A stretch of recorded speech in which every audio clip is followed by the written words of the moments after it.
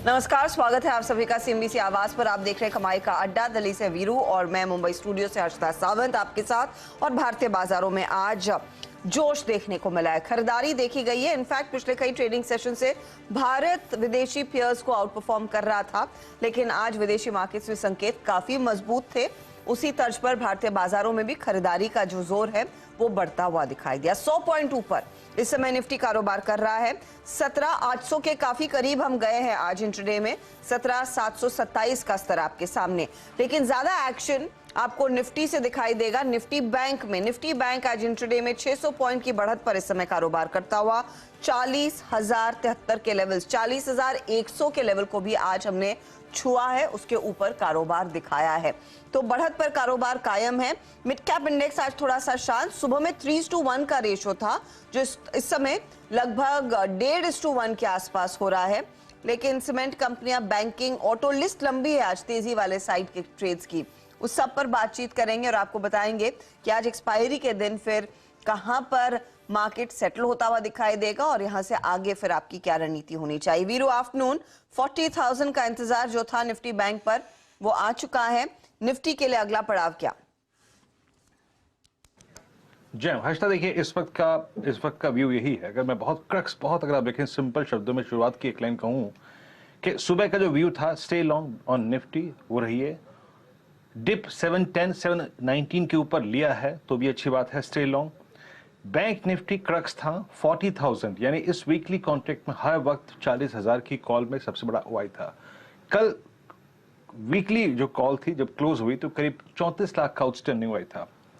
हर्षिता, आज जिस तरीके से पुट राइटिंग हो रही है और जिस तरीके से आप इस वीकली कॉन्ट्रैक्ट के सबसे बड़े कॉल राइटर के ऊपर ट्रेड कर रहे हैं, मैं 2 बजे अभी सुबह से भी और जो बात की थी और अभी भी कह रहा हूं, निफ्टी बैंक मूविंग टुवर्ड्स करीब 40,271 ऑन द हायर साइड। 4271 इसके पोटेंशियल इस क्लोजिंग में भी बहुत है, लेकिन बतौर आई थिंक ट्रेडर मैं आपको ये एक राय देना चाहूंगा कि अपने आप को इंडल्ज मत कीजिए आज के ऑप्शंस में। बेटर है कि नेक्स्ट वीकली कॉन्ट्रैक्ट के ऑप्शंस पे ग्रिप कीजिए या फिर फ्यूचर्स पे ग्रिप कीजिए। Logical stop loss bank Nifty का अगर आप देखें करीब 39,780 810 के ट्रेजेक्टरी में आएगा। लेकिन हर्षिता, इस वक्त की आप ये देखिए हर्षिता, आपकी स्क्रीन पे जब मैं 12 बजे का कार्यक्रम कर रहा था यहाँ पे करीब 40,000 पे करीब 39 लाख पुट थी। अब 66 लाख आउटस्टैंडिंग वाइज 70 और 40,000 की कॉल। यहाँ का जो ओआई है वो रिड्यूस होकर करीब 20,35,000 है इंट्राडे बेसिस पे, जो कि एक समय करीब 40 लाख का था। So greater expectations from bank Nifty for a swing towards 40,271 on the higher side. और निफ्टी के लिए जो मेरे टारगेट्स थे आज सुबह के जोन के 17,771 17,811 वो अभी भी पेंडिंग है। बट अगेन एक राय है कि प्लीज अपने आप को आज के ऑप्शंस में इंडल्ज मत कीजिए, फ्यूचर्स लीजिए या फिर नेक्स्ट वीकली कॉन्ट्रैक्ट के ऑप्शंस। एक बार निफ्टी की ऑप्शन शीट लेके आइए और याद रखिएगा इस वक्त जब मैं बैंक निफ्टी को लेकर बुलिश व्यू शेयर कर रहा हूं, बैंक निफ्टी डे हाई है और एक स्टॉक देखिए, it's not a buy call. ये देखिए आपकी स्क्रीन पे किस तरीके से 17,700 पे पुट राइटिंग हुई है और 17,700 पे कॉल राइटर बिल्कुल नहीं है। 17,800 पे है 1.5 सीआर का, यानी बहुत स्ट्रॉन्ग पॉसिबिलिटी है हर्षिता इन स्टैट्स के मुताबिक कि आप 17,772 या फिर 80 की ट्रैजेक्टरी में जाके क्लोज हों या फिर वहां तक का एक इंट्राडे स्विंग दें। लेकिन इस वक्त एक चीज गौर करने लायक है, इट्स एसबीआई। वो एसबीआई है जो इस पूरी तेजी को बैंक निफ्टी की स्पॉन्सर कर रहा है और एसबीआई इस वक्त 541 अगेन अपने करियर की हाईएस्ट ट्रैजेक्टरी में आके ट्रेड करता हुआ। सो हर्षिता, इट्स 4271 जहां का व्यू लेकर मैं क्लोजिंग में चल रहा हूं और करीब 17,780 811 का व्यू क्लोजिंग में निफ्टी पर। Harshita, over to you. 17,780 तक के लेवल्स देखने को मिल सकते हैं। देखते हैं किस तरह का एक्शन और जोर पकड़ता हुआ दिखाई देता है मार्केट में आज के दिन, और क्या हम वाकई में उन लेवल्स तक पहुंच पाते हैं या फिर फिजल आउट होता है बाजार। फिलहाल तो इंडिकेशन यही है कि यहां से तेजी बढ़ सकती है। चलिए आपको दिखा देते हैं वो काउंटर्स जो दरअसल इस तेजी में मार्केट का सबसे ज्यादा साथ देते नजर आए हैं और कुछ पॉकेट्स है जहां पर सबसे ज्यादा स्ट्रेंथ देखने को मिली है। बैंकिंग, सीमेंट काउंटर्स वो आप देखेंगे तो तेजी वाले साइड पर है। श्री सीमेंट 5.5% ऊपर आज के दिन, आईसीआईसीआई बैंक टॉप ट्रेड्स में new highs, new blue sky territory में आप कह सकते हैं 897 के लेवल्स आ चुके हैं। बीपीसीएल कच्चे तेल में जो कूल ऑफ देखने को मिला है इस कंपनी के फेवर में जाता हुआ, और एमएनएम रेडार पर आज एमएनएम की ओर से वो ईवी पोर्टफोलियो अनवील होता हुआ दिखाई देगा, लॉन्च होता हुआ दिखाई देगा, तो वहां पर कुछ गाड़ियां आएंगी और वो भी एक स्टॉक जो आज करीब 2-2.5% ऊपर है। हालांकि इस तेजी वाले ट्रेंड में कुछ मुनाफा वसूली काउंटर्स दिखा रहे हैं। हिंडाल्को मिसाल के तौर पर 2% नीचे, 1.5% की गिरावट यहां पर टाटा स्टील में देखने को मिली है। जी एंटरटेनमेंट और आईसीआईसीआई लोम्बार्ड दोनों में हम देख रहे हैं आज थोड़ी थोड़ी मुनाफा वसूली के सौदे बनते दिखाई दिए हैं। दरअसल यूरोप की जो क्राइसिस है वो मेटल कंपनियों पर काफी भारी पड़ सकती है क्योंकि डिमांड कॉन्ट्रैक्ट होती हुई दिखाई देगी। ये दरअसल एक चिंता इस समय बनती हुई, और मेटल्स में इसीलिए हमने देखा है सॉर्ट ऑफ मेल्ट डाउन देखने को मिला है। चलिए हमारे जानकारों से मिलते हैं और अब आपको बताएंगे कि आपकी ट्रेडिंग रणनीति क्या होनी चाहिए। मुंबई से फंडामेंटल्स पर हम बात कर रहे हैं आज संजीव होता से। इसके अलावा टेक्निकल जानकार के पैनल में प्रकाश गाबा है, सचिदानंद उत्तेकर, आशीष चतुर्मोता, राजेश पालविया और मानस जायसवाल। ये सब आपको बताएंगे कि क्या ट्रेड लेना इस समय इंपॉर्टेंट है। आइए काम करते हैं, पहले ट्रेड्स ले लेते हैं, उसके बाद आगे बढ़ेंगे। और पहले सचिन के पास चलते हैं। सचिन, आपका इस वक्त का कन्विक्शन ट्रेड क्या होगा? 2-3 हमें एक्सपायरी के लास्ट 1.5 घंटे को खेलना है। बैंक में मोमेंटम है और सीमेंट में काफी स्ट्रॉन्ग मोमेंटम है। कुछ आईटी भी आज बहुत स्ट्रांगली पार्टिसिपेट करते हुए इस तेजी में। ICICI bank at all time high, SBI eight all time high trajectory. आपका कन्विक्शन कॉल है 2। गुड आफ्टरनून वीरेंद्र जी, यहाँ पर जो आपने जिक्र किया है एसबीआई का, इनफैक्ट एसबीआई में डेटा काफी दिनों से काफी कॉन्फिडेंट रहा है, बट जिस तरीके से इसने आज एक लीडरशिप ली है तो मुझे लग रहा है आपको दाव यहीं पे लगाना है। जो फाइनल आवर ट्रेड है मुझे लग रहा है 548 549 के आसपास के स्विंग्स एसबीआई में बनने चाहिए। पोजिशनली टारगेट होगा अराउंड 558 का, खरीदारी करनी चाहिए एसबीआई के फ्यूचर्स में। एंड स्टॉप लॉस आपको यहाँ से काफी क्लियर है, 540 पे ही लगाना है। 540 के नीचे अगर 15 मिनट स्पेंड हो जाते हैं तो आई थिंक पोजीशन थोड़ी सी आपको हल्की ही करनी पड़ेगी। बट जिस तरीके से फिलहाल बैंक निफ्टी का डेटा है, जिस तरीके से लीडरशिप ले रहा है एसबीआई, तो मुझे लग रहा है जरूर इस पे ही दाव लगाना चाहिए। सो 556 558 फाइनल टारगेट होंगे, आपको खरीदारी करनी है एसबीआई में 540 के स्टॉप लॉस के साथ। तो स्टेट बैंक ऑफ इंडिया में एक इंटरेस्टिंग ट्रेड सामने निकल कर आ रहा है। 540 के स्टॉप लॉस के साथ तेजी की पोजीशन लेकर चले, ये वो काउंटर है जो सचिन ने आपके लिए आइडेंटिफाई किया है। 550 558 के लेवल्स आगे देखने को मिलेंगे। Sachin, back on the cycle, मैंने सुना थोड़ा सा मिसहैप हो गया था, सब ठीक? Good afternoon Arshada, yes all fine now. थोड़े से मेरी गलती थी एंड हो गया था कुछ, तो ऑलरेडी रिकवर्ड फ्रॉम दैट।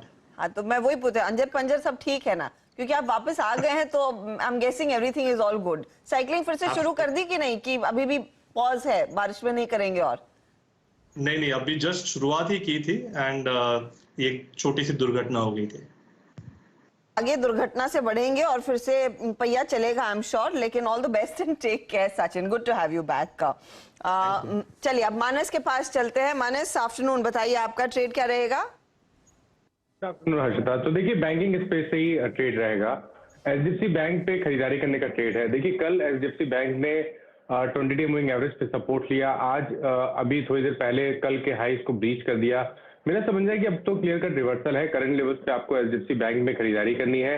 1484 के आपको स्टॉप लॉस रखने हैं, लेकिन ऊपर की तरफ 1520 तक के टारगेट्स आप एचडीएफसी बैंक में देख सकते हैं और ऑप्शन में भी ट्रेड ले सकते हैं। 1500 का कॉल ऑप्शन ले लीजिए एचडीएफसी बैंक का, 29 रुपीज के आसपास ट्रेड हो रहा है। यहाँ पर 5 रुपए का रिस्क है, 24 रुपए के नीचे स्टॉप लॉस रखना है, लेकिन ऊपर की तरफ 40 रुपए तक के टारगेट देखने को मिल जाएंगे। जी हाँ, सेम व्यू सेम लेवल पे मेरी सुबह मानस से बात हुई थी। एचडीएफसी बैंक देखिए इट्स टेकिंग टाइम, ये थोड़ा सा वक्त ले रहा है, लेकिन एक बात समझिएगा कि 1500 एक क्रिटिकल रेजिस्टेंस जोन है इसके लिए। और सुबह भी मानस ने अगर आप देखिए 2980 के आसपास इस कॉल को रिकमेंड किया था। HDFC bank bank Nifty day high है, एसबीआई का माइलेज है हमारे पास, और माइट भी अगर आप देखें माइट भी हमें एचडीएफसी बैंक का माइलेज भी मिल सकता है।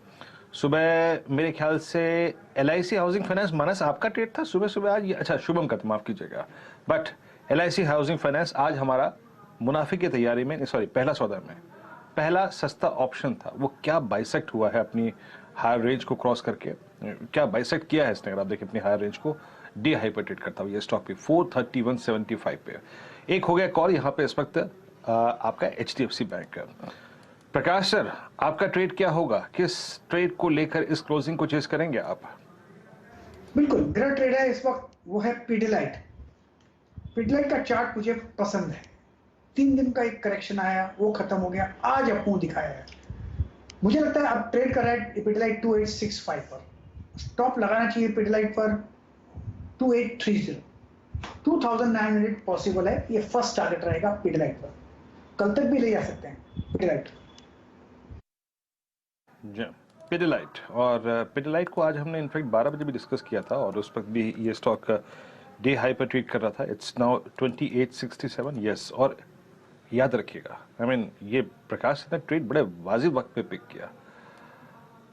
इंट्राडे चार्ट दिखाइए। यस, 10-15 से यानी 10-15 से लेके अब तक करीब करीब 2-8 तक इनफैक्ट इसने टाइम स्पेंड किया है एक रेंज जिसका हायर एज है 2870। 2870 पार होता है, ये मैं स्पॉट की बात कर रहा हूँ, it's futures on the screen. 2870 पार होता है स्पॉट में, तो थोड़ा सा अगर आप देखें आपको माइलेज इस स्टॉक में और मिलेगा। राजेश पालविया जी, गुड आफ्टरनून कार्यक्रम में स्वागत है आपका। बताइए आप क्या ट्रेड लेकर इस क्लोजिंग को चेज करेंगे? Good afternoon Viren ji, good afternoon everyone. So banking financial में ही मोमेंटम है और उसी में हमने यहाँ पे LIC हाउसिंग फाइनेंस को यहाँ पे सिलेक्ट किया है। जिस तरीके से स्टॉक में आज देखें तो ओपन इंटरेस्ट एडिशन 2-2.5% के आसपास ओपन इंटरेस्ट एडिशन देखने को मिला और टेक्निकल सेटअप के हिसाब से तो स्टॉक में ऑलरेडी वीकली चार्ट पे एक फॉलिंग चैनल का ब्रेकआउट ऑलरेडी यहाँ पे प्ले आउट होते हुए दिख रहा है। जिस तरीके के ब्रेकआउट यहाँ पे डेली वीकली सेटअप पे बने हैं, हमें लगता है ये स्टॉक एक अच्छी तेजी के लिए यहाँ से मोमेंटम कंटिन्यू करेगा।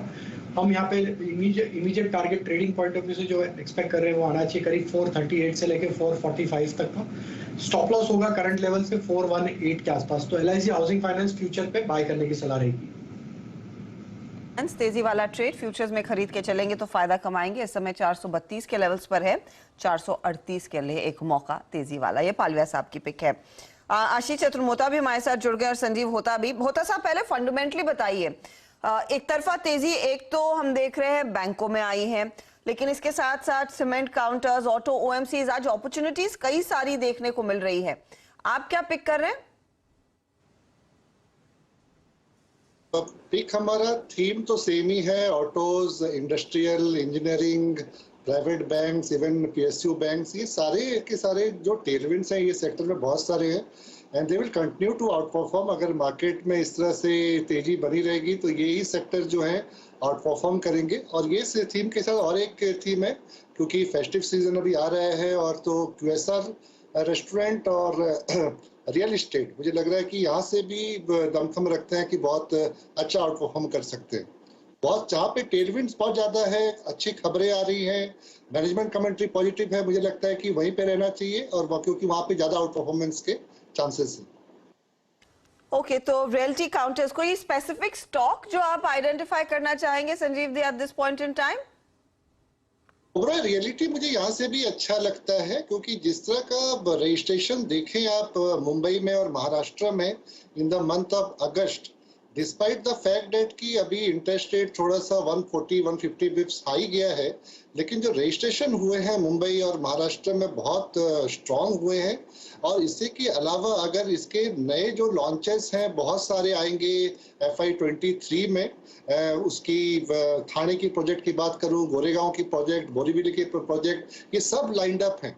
और नॉन रेसिडेंशियल प्रोजेक्ट में भी इसका बोरीवली मॉल है जो कि ऑपरेशन हो जाएगा by end of this year, March में शायद, नेक्स्ट ईयर के आसपास होना चाहिए।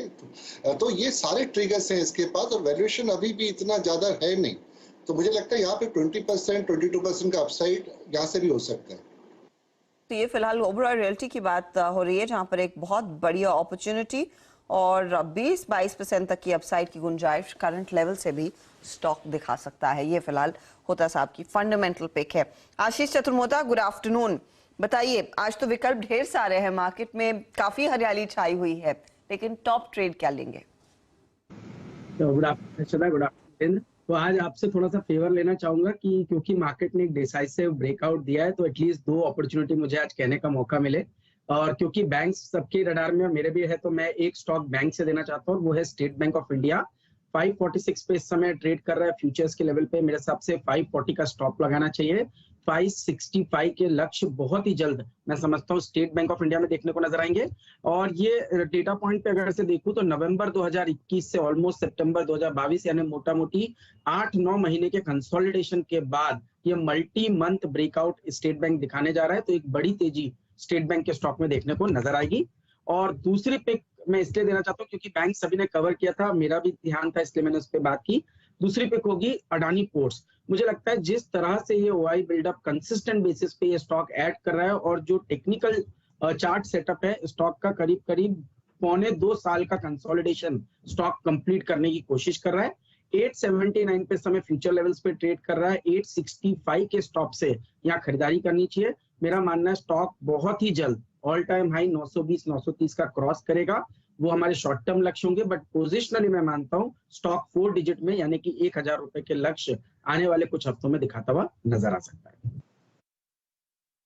जी हाँ, देखिए इस बाजार के ट्रेडिंग पैटर्न और थीम को समझिए।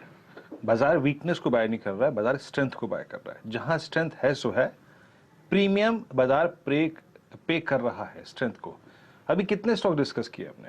एसबीआई एट करियर हाई, और उसको बाजार चेज कर रहा है। करियर हाई है मेरे ख्याल से, इट्स 549 पॉइंट समथिंग जो एसबीआई का करियर हाई है। डे हाई पे ट्रेड करता हुआ, करियर हाई पे ट्रेड करता हुआ। आशीष ने अदानी पोर्ट्स रखा। अदानी पोर्ट्स लगभग आप समझ लीजिएगा कि 10 मई 2021 से लेके अब तक इसके 3 हाई लेवल्स हैं। 888, देन करीब करीब 899, वो 25 अप्रैल को था। तो again closer to its all time high, strength को बाय करता हुआ बाजार। मैं एक स्टॉक और रखूंगा, और प्लीज इसकी अगर आप देखें 280, 290 या 300 की कॉल का प्रीमियम रखिएगा। अपोलो टायर्स, याद रखिए अपोलो टायर्स सितंबर 2018 के बाद के हाईएस्ट क्लस्टर पे आके ट्रेड करता हुआ। 280 या फिर 290 की कॉल रखिए स्क्रीन पर। सचिन, आपका व्यू क्या है बताइए? It's a typical rounding bottom breakout. अगर मैं सिर्फ 6 सितंबर से लेकर 19 अगस्त के प्राइस को कंसिडर करूं तो यहां पर, और ये इतना पेसी स्टॉक है कि पूछिए मत। ये कौन सी है? 290 की कॉल, और 280 की भी दिखाइएगा। सचिन, इसमें से क्या चीज करना चाहिए इस फ्लैग को और इस राउंडिंग बॉटम को के ब्रेकआउट को प्ले करने के लिए? वीरेंद्र जी, पैटर्न काफी कॉन्फिडेंट था। इनफैक्ट वो ब्रेकआउट होने के बाद कंसिस्टेंटली इसने एक अच्छा higher to higher bottom sequence रखा है। एंड कभी भी अपने प्रीवियस डे या प्रीवियस 30 मिनट्स बार के नीचे भी इसने एक क्लोजिंग नहीं एस्टैब्लिश किया। तो क्लियरली जो पैटर्न टारगेट है वो प्लेस्ड है अराउंड 288 के आसपास। तो मुझे लग रहा है 280 के कॉल ऑप्शन द्वारा ही इसे चेज करना चाहिए। अगर हम फ्यूचर्स की बात करें तो थोड़ा सा मुझे लग रहा है जो रफ्तार मिली है 3 दिनों से, तो उसके वजह से ये थोड़ा अपने शॉर्ट टर्म एवरेजेस से दूर ऑस्किलेट हो रहा है। बट जिस तरीके से ट्रेंड है, मुझे लग रहा है 275 के स्टॉप लॉस के साथ फ्यूचर्स में भी ये पोजीशन होल्ड या राइड की जा सकती है। अराउंड 288 मुझे लग रहा है एक अच्छा लक्ष्य होगा इस पैटर्न टारगेट के लिहाज से। तो वहां तक तो हमें विजिबिलिटी है, एंड डेफिनेटली इसे 280 के कॉल ऑप्शन द्वारा, in the money call option द्वारा भी चेस किया जा सकता है। 290 मैं थोड़ा सा अवॉइड करूंगा, बट कंफर्टेबली आई थिंक 280 का कॉल ऑप्शन द्वारा भी ये पर्टिकुलर मूव ट्रेड की जा सकती है। 280 का कॉल ऑप्शन अगर आप देखें, आपको चेस करना है यहाँ पर, और 280 करीब करीब 950 ब्रेक। देखिए अमूमन ऐसे ब्रेकआउट्स को, या फिर जब स्टॉक जो है वो हल्की सी ओवरबॉट ट्रैजेक्टरी चले जाते हैं बट स्टिल अच्छा कर रहे होते हैं, कॉल ऑप्शंस के थ्रू चेस करिए।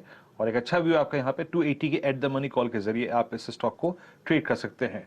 थोड़ा सा देखिए अब हल्का सा बाजार में स्प्रेड करके ट्रेड करने की कोशिश करते हैं। मतलब आप एक बार बैंकिंग में चले गए, फिर ऑटो में चले गए, ऑटो एंसिलरी में चले गए, और एसबीआई अब डे हाई पर आ गया है। Let's bring Tech Mahindra now. I mean IT में आते हैं और टेक महिंद्रा को जरा थोड़ा सा छूकर बात करने की कोशिश करते हैं। देखिए टेक महिंद्रा के साथ अच्छी बात जानते हैं क्या है? अलॉन्ग विद मेरे ख्याल से TCS, this is the strongest structure. मतलब स्ट्रॉन्ग इन द सेंस कि नीचे लोअर लेवल्स पे भी, ऑल्दो पूरा आईटी कमजोर है, ये आपको भी मालूम है, मेरे को मालूम है, लेकिन लोअर लेवल्स पे भी सबसे बेहतरीन स्ट्रक्चर्स यही हैं। राजेश पालवे जी, टेक महिंद्रा अगेन बार बार अपने वो 20 और 50 डे एक्सपोनेंशियल मूविंग एवरेज के जोन से पुल बैक देता है। आज फिर दे रहा है 1083 के स्तर पे। आपका व्यू है किसी भी आईटी स्टॉक पे इस वक्त? तो वीरेंद्र जी देखिए, आईटी में कल के सेशन से एक बाइंग इंटरेस्ट तो बना है और उसमें टेक महिंद्रा में जिस तरीके से मोमेंटम आज बनते हुए दिख रहा है, हमें लगता है कि ये इस बार स्टॉक में जो बाइंग एक्शन बनते हुए दिख रहा है, ये स्टॉक में एक फॉलिंग ट्रेंड लाइन का ब्रेकआउट भी डेली चार्ट पे बनते हुए दिखा। हमें लग रहा है यहाँ से इमीडिएट टारगेट आना चाहिए इसका 1125 से लेके 1130 तक का, ये टारगेट के लिए बिल्कुल लॉन्ग साइड का ट्रेड इसमें रखा जा सकता है।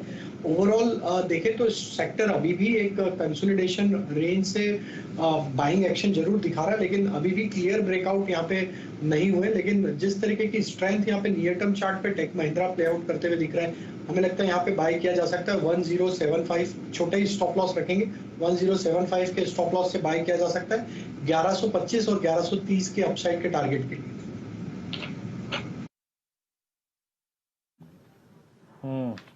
तो यहाँ पे अगर आप देखें टेक महिंद्रा 1083 पर ट्रेड करता हुआ, ये अगर आप देखें तो आपने एक डिटेल समरी समझे। आईटी में कुछ स्टॉक्स जहाँ पे अगर आप देखें ओ एडिशंस में है लॉन्ग साइड, उसमें एक टेक महिंद्रा था। एक बार जरा टीसीएस को भी लेके आइए स्क्रीन पे, टीसीएस क्या कर रहा है। और टीसीएस लगभग आप समझ लीजिएगा कि 3162 पे। ये क्या अच्छा स्ट्रक्चर है? नो, अभी के हालात में नहीं। कल का पुल बैक काफ़ी स्ट्रॉन्ग था, लेकिन आज फिर कोलैप्स होकर टेंडेमा से ट्रेड करता हुआ। अभी कुछ देर पहले मेरी स्क्रीन पे एक स्टॉक आया था जिसको मैं शायद डिस्कस करना चाहूँगा अब आशीष चतुर्वेदी जी के साथ। आशीष, कमेंट्स आपकी कॉल भी थी। It's now 12:23। अभी इन लेवल्स पे थोड़ा सा रिट्रेसमेंट के बाद पिक करना चाहेंगे आप? एक ऐड करने का मौका है इस स्टॉक में? वीरेंद्र, ये स्टॉक मेरे हिसाब से 7 साल का जो इसका कंसोलिडेशन है इसको कंप्लीट करने की कोशिश कर रहा है। 2015 में स्टॉक ने अपने ऑल टाइम हाई बनाए थे, उसके बाद 2022 में इवेंचुअली हम देख रहे हैं वो लेवल्स आ रहे हैं। आप देख रहे हैं कंसिस्टेंटली डिलीवरी वॉल्यूम स्टॉक के अंदर में बढ़ता हुआ नजर आ रहा है। और हम जिस तरह से कैपिटल गुड्स प्राइवेट केपेक्स की बात कर रहे हैं स्ट्रॉन्ग रिकवरी की, मेरे हिसाब से बुक ह्यूमंस उसका एक बहुत बढ़िया बेनिफिशियरी रहेगा। तो 1225-26 पे इस समय स्टॉक ट्रेड कर रहा है, इस पे लॉन्ग पोजीशन बनाना चाहिए। स्टॉप लॉस रखना चाहिए 1195 का। ऊपर में जो हमने बार बार टारगेट दिए 1320 के, मुझे लगता है वो बहुत ही जल्द आते हुए नजर आ सकते हैं। जी हाँ, तो ये कमिंस जैसे ट्रेड्स, टीसीएस जैसे ट्रेड्स, एक के बाद एक कई ऐसे ट्रेड्स सामने निकल कर आ रहे हैं जहां पर बहुत तगड़ा मोमेंटम देखने को मिला है। लेकिन एक और पॉकेट है जिसका जिक्र हमने कल दोपहर भी किया था। मानस, आपको याद होगा, बात कर रहे थे डायग्नोस्टिक कंपनियों की।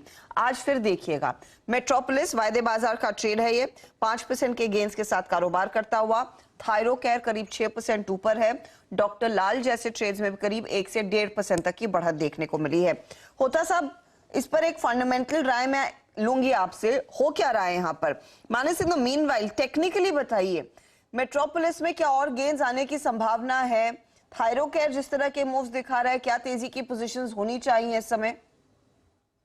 देखिए, थायरोकेयर में तो लेट हो गया क्योंकि वहां पर मूव आपको बड़ा देखने को मिल गया। लेकिन अभी मेट्रोपोलिस में मेरा समझना है कि ये फर्स्ट साइन है रिवर्सल का। स्टॉक ने बॉटम बनाया है 1370 के आसपास। आज 20 डे मूविंग एवरेज को रिगेन कर लिया, 52 डे मूविंग एवरेज को टेस्ट किया है और वहां पर कंसोलिडेशन देखने को मिल रहा है। मेरा समझना है कि 50 डे मूविंग एवरेज को ब्रेक करके 1600-1620 की तरफ जाने की कोशिश करेगा। तो मेट्रोपोलिस में तो अभी भी खरीदारी करने की राय रहेगी। करंट लेवल्स पे खरीदारी करिए, 1430 का स्टॉप लॉस लगाइए और 1600 रुपए के टारगेट सेट करिए। ओके, तो 1600 के टारगेट के लिए एक मौका मेट्रोपोलिस में अभी भी दिखाई दे रहा है। कुछ इंटरेस्टिंग यहाँ पर बनता हुआ, पकता हुआ दिखाई दिया है। होता साहब, कैसे पढ़ेंगे इस मूव को? क्योंकि लेटली थायरोकेयर के लिए डिसअपॉइंटमेंट था कि फार्म इजी की जो लिस्टिंग होने वाली थी उसे कंपनी ने टाल दिया है। फिर लार्जली मेट्रोपोलिस की तरफ से भी जो डेटा निकल कर आ रहा था और लेटली जो नंबर्स हमने देखे थे Q1 के, वो यही इंडिकेट कर रहे थे कि कोविड रेवेन्यू इतना घटा कि कंपनी के बिजनेस पर इंपैक्ट आता हुआ दिखाई दिया। ये फ्रेश तेजी किसके नाम है? हर्षदा, इसकी दो चीजें हैं। एक तो जो आपने बहुत सही बोला है कि कोविड रेवेन्यू जो था वो कंपनीज के पास अभी नहीं है और जिसकी वजह से जो री रेटिंग हुआ था ये सारी की सारी डायग्नोस्टिक कंपनी की, वो री रेटिंग चला गया और वैल्यूएशन करेक्ट हो गया ऊपर से। अभी जो दूसरी बात है, जो उनका कोर रेवेन्यू है वो धीरे धीरे रिकवर हो रहा है। लेकिन प्रॉब्लम यहाँ पे ये है कि बहुत सारे फार्मा कंपनीज बड़े बड़े और नए प्लेयर्स आ रहे हैं ये मार्केट में, तो कंपटीशन बहुत ही इंक्रीज हो रहा है और प्राइस प्रेशर बना रहेगा। तो फंडामेंटल इतना सपोर्टिव नहीं है ये डायग्नोस्टिक कंपनीज के लिए। एक ही चीज सपोर्टिव है यहाँ पे, वो है वैल्यूएशन, क्योंकि इतना गिरने के बाद थोड़ा तो राउंड रिकवर करेंगे, तो वैल्यूएशन सपोर्टिव है, लेकिन फंडामेंटल के हिसाब से अभी इतना सपोर्टिव नहीं है।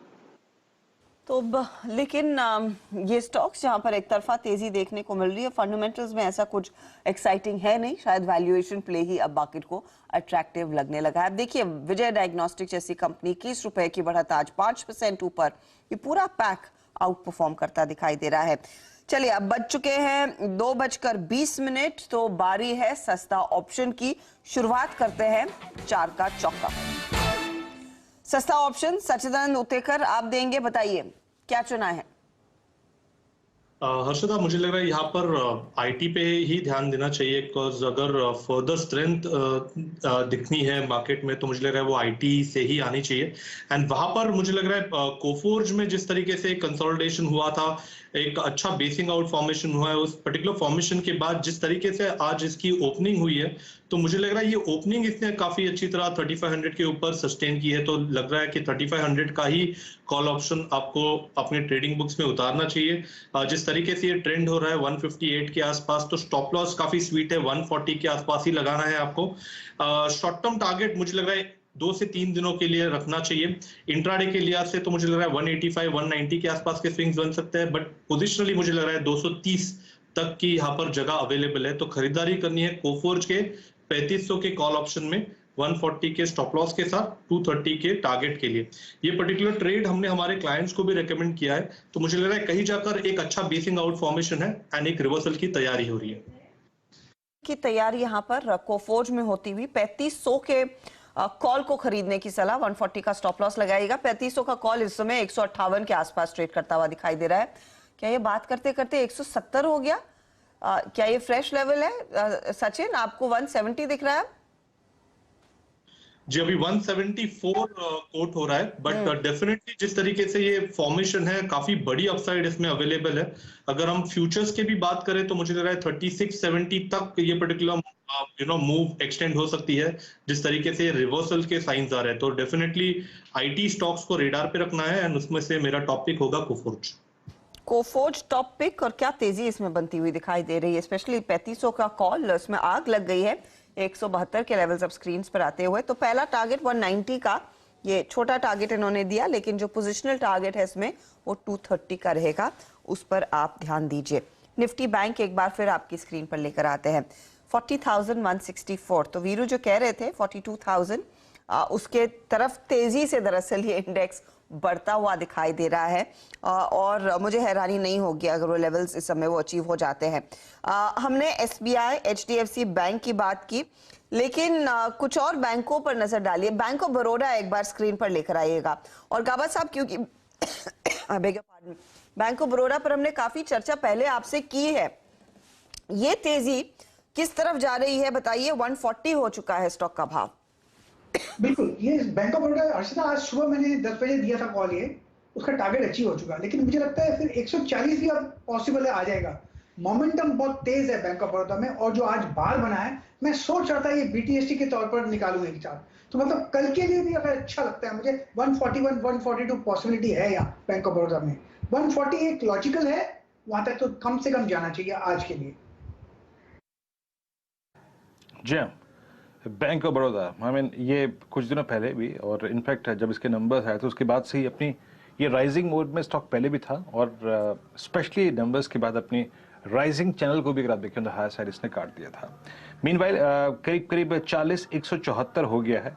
2 बजे की कमेंट्री में जो मेरा निफ्टी बैंक का लेवल था, याद रखिएगा, इट वॉज 40,271, 40,271। अभी पहले उसको लेके चल रहे हैं, वो निकलेगा तो बात करेंगे। और 2 बजे की कमेंट्री के मुताबिक निफ्टी का जो लेवल था वो था 17,782, जिसको मैं एक्सपेक्ट कर रहा था। देखिए, जाके चार्ट्स को रीड कीजिएगा, 19 अगस्त, 23 अगस्त, 23 अगस्त से लेकर अब तक ये जो ट्रेजेक्ट्री है 17,770 और 780 थोड़ी सी डिफिकल्ट है। और एक्सपायरी के दिन अमूमन जब कॉल राइटर्स के पास एक स्कोप होता है उस जोन को प्रिवेंट करने का, मतलब जब वो एक ठहराव है तो वहाँ की वो कॉल बेचते हैं, बट ऐसा कुछ बैंक निफ्टी में नहीं है इस वक्त। ऐसा कुछ बैंक निफ्टी में नहीं है। बैंक निफ्टी के पास सारे वो जरिए हैं उस सफर को तय करने के। क्या है HDFC बैंक। महाराज जो कुछ देर पहले जो कॉल दी थी ना, याद रखिएगा HDFC बैंक पे, now it's trading at day high. Meanwhile एक बार जरा SBI कार्ड्स की कॉल डे हाई पर ट्रेड कर रही हैं, जरा मैं इनको रखना चाहूंगा, रीड करना चाहूंगा। SBI cards it's 966, yes chart clean है। सचिन 966 SBI कार्ड्स, आपका टेक।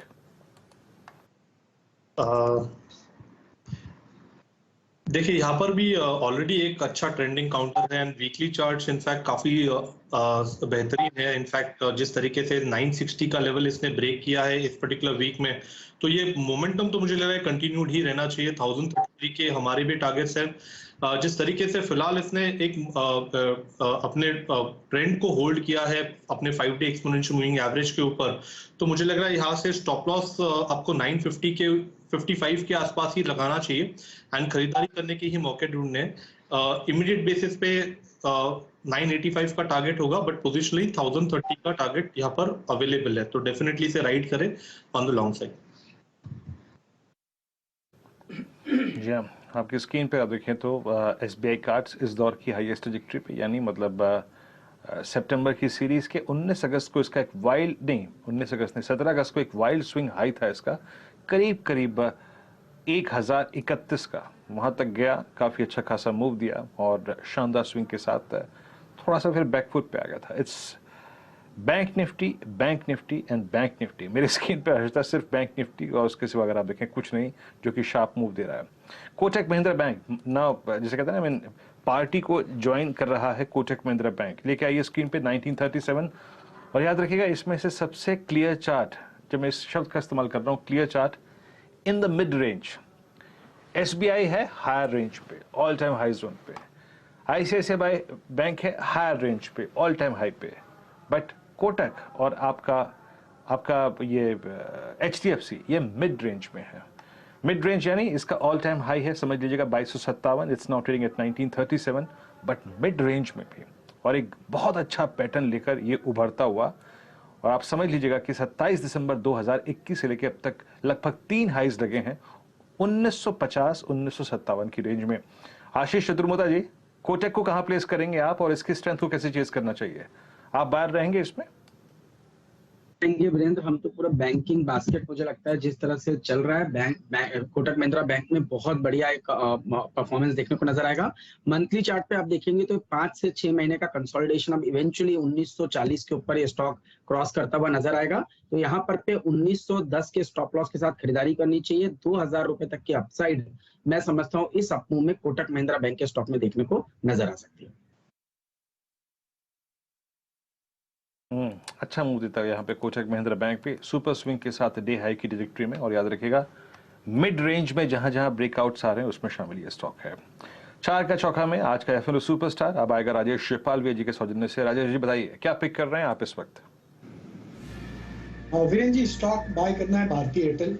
स्टॉक का सेटअप देखें तो स्टॉक अपने अब ऑल टाइम हाई ट्रेजेक्टरी की तरफ बढ़ते हुए दिख रहा है। एक मल्टीपल रेजिस्टेंस जोन का यहाँ पे ब्रेकआउट होते हुए दिख रहा है। तो जिस तरीके से स्टॉक में पिछले 2-3 ट्रेडिंग सेशन से जो एक मोमेंटम बना है, हमें लगता है ये स्टॉक यहाँ पे जिस तरीके के breakout daily, weekly, monthly time frame पे बनाते हुए दिख रहा है, ये स्टॉक एक अच्छा मोमेंटम यहाँ से बना सकता है। तो यहाँ पे हम भारतीय एयरटेल फ्यूचर पे बाय करने की सलाह देंगे। अपसाइड के टारगेट एक्सपेक्ट कर रहे हैं, इसमें आना चाहिए 780-785 तक के। स्टॉप लॉस होगा करीब 757 का।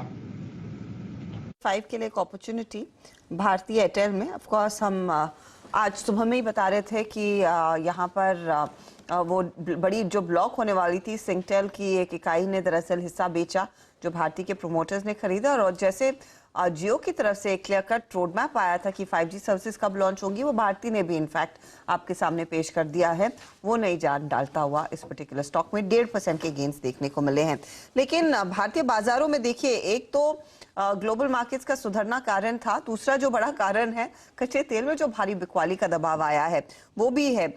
और एक बार अगर आप कच्चे तेल पर नजर डालेंगे तो ब्रेंट अभी भी 88.27 के नीचे के आसपास ट्रेड करता हुआ दिखाई दे रहा है, यानी कि 90 से डिसाइसिवली नीचे है।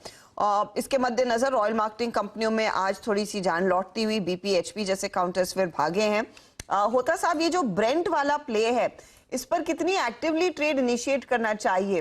पेंट कंपनियां हो, ऑयल मार्केटिंग कंपनियां हो, इंस्टेंट रिएक्शन तो मिलता है, लेकिन क्या यहाँ पर वो डिसाइसिव गेन्स मिलेंगे आगे? मुश्किल है। ऑयल मार्केटिंग कंपनीज का जो एक चीज है कि वैल्यूएशन बहुत ही सस्ते हो चुके हैं, और जैसे जैसे अगर क्रूड नीचे आता जाएगा इसका अंडर रिकवरीज अच्छा होते जाएगा। अंडर रिकवरीज अभी भी बहुत हैं ऑयल मार्केटिंग कंपनीज में, तो वो तो FY23 तो पूरा ईयर ऑफ नेगेटिव ग्रोथ ही रहेगा, लॉस ही रहेगा। तो वैल्यूएशन थोड़े से पॉजिटिव हैं FY24 के लिहाज से, तो वो देखा जा सकता है कि थोड़ा मोमेंटम रहेगा उस पे। लेकिन फंडामेंटल व्यू अगर लेना है, इन्वेस्टमेंट व्यू लेना है, तो मुश्किल है अभी लेना ऑयल मार्केटिंग कंपनीज को लेकर। लेकिन पेंट कंपनियां, वहां पर तो एक फेस्टिव सीजन का डिमांड फैक्टर भी प्ले आउट होता हुआ दिखाई दे सकता है आने वाले महीनों में, और एक कच्चे तेल में अगर यही स्थिति रही तो क्या आप प्रेफर करेंगे एशियन पेंट या फिर दूसरे पेयर्स लेना? जी, पेंट कंपनीज के लिए दो तीन चीजें अच्छी हो रही है। एक तो जैसे मैंने पहले ही बताया था कि जो रियल एस्टेट का रजिस्ट्रेशन है वो बहुत स्ट्रांग हो रहा है अक्रॉस इंडिया, तो बिल्डिंग मटेरियल पेंट के लिए तो बहुत ही फायदा है वो होगा। और सेकंड है कि जो इनके इनपुट प्राइसेस थे वो बहुत ही नीचे आ गए हैं। Q1 में थोड़े नीचे आ गए थे, अभी Q2 में और नीचे आने की संभावना है। तो जिस तरह के प्राइस हाइक इन्होंने लिए हैं वो बरकरार रहेगा और इनका ग्रॉस मार्जिन और इम्प्रूव हो सकता है। और फेस्टिव सीजन में डेफिनेटली हम देखेंगे कि पॉजिटिव न्यूज फ्लो आएगा ये कंपनीज के लिए। तो पेंट कंपनीज एक सेक्टर है जहाँ पे मुझे यहाँ पे भी आउट परफॉर्मेंस देखने को मिल सकता है। इनफैक्ट आज का चाका चौका का जो मेरा फंडामेंटल पिक होगा इसी स्पेस से एक होगा। क्योंकि आपने इनफैक्ट वो बात छेड़ ही दी है, तो पहले आप ही का ट्रेड ले लेते हैं। वैसे भी 2:30 बज रहे हैं। क्या कौन सी पेंट कंपनी है? यहाँ पे एक मैं कॉन्ट्रा बैट लेना चाहूंगा पेंट कंपनी से, वो है इंडिगो पेंट। ये कंपनी है जो IPO के बाद ऑलमोस्ट 3500 पे ट्रेड किया करती थी, अभी उसके आधे में ट्रेड कर रही है 15 लेवल्स में। दो तीन चीजें यहाँ पे पॉजिटिव हो रही हैं। Q1 नंबर्स बहुत ही स्ट्रांग थे। मैनेजमेंट का जो अभी नया फोकस आया है कि टायर 1 टायर 2 टाउन्स में उनको एग्रेसिवली मार्केट शेयर बढ़ाना है, ये जो फोकस है उनका वो नंबर्स पे देखने शुरू हो जाएंगे Q3 FY23 से। इनपुट कॉस्ट, इसके जो तीनों के तीनों मेजर इनपुट कॉस्ट हैं वो नीचे आ चुके हैं, तो ग्रॉस मार्जिन अच्छा इंप्रूवमेंट आया था Q1 में, Q2 Q3 में और अच्छा इंप्रूवमेंट आएगा। और अगर वैल्यूएशन की बात करूं, it is trading at a steep discount to the entire sector valuation. 35 times में ट्रेड कर रहा है FY24 में। ये कंपनी है जो ऑलमोस्ट 30% ROE बनाती है, 37% का ROC है, कैश रिच कंपनी है। तो यहाँ पे वैल्यूएशन बहुत अट्रैक्टिव है, तो 2250 का एक टारगेट होगा यहाँ पे, तो बाय करने का एक रिकमेंडेशन होगा मेरी तरफ से। इंडिगो पेंट्स, संजीव का आप देखें, आज संजीव जी का आज मिड कैप फंड है, इट्स डूइंग वेल। और पूरी इंडस्ट्री के लिए याद रखिएगा जो सबसे बड़ा एडवांटेज है क्रूड इंडिगो पेंट्स 1562 पे और बहुत ही लोअर एजेस पे याद रखिएगा आपको मिल रहा है। कहाँ अगर आप देखें IPO प्राइसेस इसके किस रेंज में थे और अब 1563 ऑलमोस्ट अगर आप देखें वहाँ से आधा करीब स्टॉक मिलता है आपको। आपसे 2 बजे पे क्या बात हुई थी? इट्स 17,780 जिसको आप पहला टारगेट मान के चलिए। निफ्टी पे करीब अराउंड 17,735 पे थे उस वक्त। Now it's 17,780 on the screen. Bank Nifty पे याद रखिएगा हम टारगेट लेके चल रहे थे, करीब 40,030 लेवल था बैंक निफ्टी का जब हमने 2 बजे की कार्यक्रम की शुरुआत की थी। करीब 40,271 का अभी जब हर्षदा इंडिगो पेंट्स के बारे में बात कर रही थी तो वो टारगेट भी पूरा हो गया। ये थे स्विंग्स जो कि आपको मिल रहे हैं। अगर ट्रेड आपके पास है याद रखिए, तो मैं कहता हूं कि अपने पॉकेट फ्रेंडली स्टॉप लॉस के साथ, मैं आपको 2 बजे भी कह रहा था कि don't indulge yourself in today's contract. आज के ऑप्शन कॉन्ट्रैक्ट में मत इंडल्ज कीजिए, नेक्स्ट वीकली पे आइए या फिर फ्यूचर्स को पकड़िए। अगर 271 के ऊपर जाता है तो और हायर ट्रेजेक्टरीज को ये जाके छुएगा। बट लॉजिकली जब टारगेट्स मिल जाएं, अगर आप एक डे ट्रेडर हैं तो 271 पे प्रॉफिट आपको बुक करना चाहिए। लॉजिकली अगर आप एक डे ट्रेडर हैं तो 80 पर थोड़ा सा प्रॉफिट कैश में कन्वर्ट करना चाहिए। अब आते हैं स्ट्रॉन्ग पिलर्स। एक्सिस बैंक अभी भी अगर आप देखें ह्यूज हाईली अगर आप देखें स्ट्रॉन्ग और डिलीवर करता हुआ आज का सबसे हॉट स्टॉक जो हुई है तो वो ये ही है। अच्छा, अब चलते हैं हाउसिंग फाइनेंस कंपनीज के चंक में। Let's bring LIC housing finance. Rajesh Palve ji, LIC housing finance, आपको लगता है कि अभी हाउसिंग फाइनेंस कंपनीज के चंक में बाजार सिर्फ LIC पे फंसा हुआ है, HDFC थोड़ा सा फंसा हुआ है और उसके अगेंस्ट इसकी स्ट्रेंथ वाकई काफी अच्छी खासी है। आपको लगता है कि 426 पे से बाय, अगर अब देखिए 8 तारीख हो ही गई, कोई इसका अगर ऑप्शन पकड़ लें, क्योंकि अगला सप्लाई जोन करीब 445, 460 या फिर 468 तक ही है, जो कि इसका अक्टूबर 2021 का हाई था। ये आपका फ्यूचर्स का व्यू है, कोई ऑप्शन पकड़ना चाहेंगे आप इसका जिस प्रकार का एडिशन हुआ है उसको देखते हुए? बिल्कुल वीरेंद्र जी, देखिए व्यू तो बुलिश ही है स्टॉक को। शो की शुरुआत में हमने इस पे रिकमेंड भी किया, फ्यूचर में 438 440 तक की अपसाइड के टारगेट है, लेकिन यहाँ पे ऑप्शन के थ्रू भी ट्रेड किया जा सकता है, क्योंकि इसमें एक वीकली मंथली चार्ट पे जो ब्रेकआउट हुए हैं वो हमें लगता है कि ये स्टॉक एक पोजिशनल बेसिस पे भी यहाँ पे बाय किया जा सकता है। ऑप्शन में हम 430 एट द मनी का ही कॉल ऑप्शन यहाँ पे बाय करने की सलाह देंगे, जो कि अभी ट्रेड कर रहा है करीब 11 रुपए के आसपास अभी ट्रेड कर रहा है। ये ऑप्शन के टारगेट आना चाहिए 18 रुपए 20 रुपए तक के, स्टॉप लॉस होना चाहिए इसका करीब 7 रुपए का। तो 430 की स्ट्राइक का कॉल ऑप्शन बाय किया जा सकता है LIC हाउसिंग फाइनेंस में, क्योंकि हम यहाँ पे एक्सपेक्ट करें कि ये कंटिन्यूएशन जो बना है इसका ट्रेड का, यहाँ पे ये 440 की तरफ स्टॉक के फ्यूचर के प्राइसेस मूव होते हुए दिख सकते हैं। तो 430 के कॉल ऑप्शन को बाय करके भी ये ट्रेड को प्ले किया जा सकता है। फिलहाल वो ट्रेड जिसमें तेजी की पोजीशंस आप लेकर चले, यहाँ पर जमकर खरीदारी होगी। वैसे आपका टारगेट 438 वाला था, आप कह रहे हैं आप 430 का कॉल भी लिया जा सकता है, यहाँ पर भी रिटर्न्स तगड़े बनने के चांसेस हैं। लेकिन एक बार फिर SBI के ट्रेड पर नजर डाल लेते हैं, क्योंकि इस ट्रेड की चर्चा हमने कुछ ही देर पहले की थी सचिदानंद उत्तेकर से, और 540 का स्टॉप लॉस उन्होंने लगाने को कहा था और कहा था तेजी की पोजीशन लेकर चले। ये वो टारगेट्स करीब आते हुए, इनफैक्ट टारगेट हिट हो चुका है। इस समय 549 का पहला टारगेट हिट हुआ और आगे अब 558 की बारी रहेगी।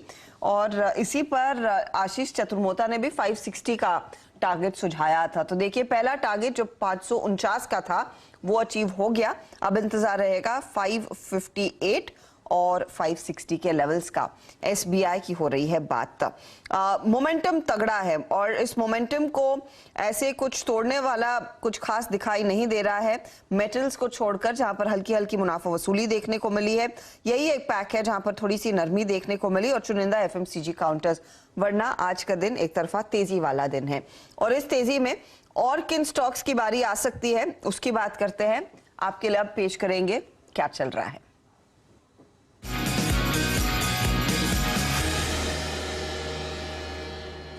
तो यतिन आ गए हमारे स्टूडियो में और ये बताएंगे कि और क्या चल रहा है। बोलिए यतिन। तो आज क्या चल रहा है में कुछ मीठा हो जाए। अगर हम बात करें शुगर सेक्टर की, तो ऑब्वियसली फोकस में है, और न्यूज़ रिपोर्ट्स जो इंडिकेट कर रही हैं वो ये कर रही हैं कि सरकार जिसने अभी रिसेंटली जो गन्ने का FRP रेट है वो बढ़ाया है, उसके बाद जो दूसरा स्टेप है वो होगा इथेनॉल में जो इजाफा करना है प्राइस में। यहां आपको लगभग 2 से 3 रुपए प्रति लीटर सिलेक्ट इथेनॉल के वेरिएंट्स बढ़ते हुए दिखाई देंगे, ऐसा न्यूज़ रिपोर्ट सजेस्ट कर रही है। तो जो सेंट्रल गवर्नमेंट है ये जल्द नोटिफाई कर सकती है इथेनॉल के दाम में बढ़ोतरी, जो कि मैंने पहले कहा 2 से 3 रुपए प्रति लीटर। और अगर हम बात करें तो जो हेवी मोलासिस से इथेनॉल बनता है, स्पेसिफिकली अगर यूपी के मिल्स की बात करें तो वो जिस मोलासिस से इथेनॉल बनाते हैं, शायद वहां आपको ज्यादा इंक्रीज आता हुआ दिखाई दे इथेनॉल में, ऐसा न्यूज़ रिपोर्ट्स हमको सजेस्ट कर रहे हैं। ओवरऑल बेसिस पे अगर हम देखें तो जो इथेनॉल की डिमांड है ऑयल मार्केटिंग कंपनी से वो लगभग है 550 करोड़ लीटर। और जो सरकार की पहले इथेनॉल ब्लेंडिंग पॉलिसी थी 5% से 10 पे लाए, 10 से 12 पे लाए, और अब PM मोदी का जो विजन है इसको ब्लेंडिंग को 20% तक ले जाना है। तो कहीं ना कहीं ये जो इथेनॉल का जो फंडा है वो बहुत अच्छी तरीके से काम कर रहा है इंडिया के लिए, क्योंकि बढ़ते क्रूड के दाम को यहाँ कंट्रोल में लाया जा सकता है, फॉरेन एक्सचेंज बचाया जा सकता है, और इथेनॉल प्रोडक्शन को गवर्नमेंट एक बूस्टर देना चाहती है, और इसीलिए ये प्राइस रिवीजन जरूरी है।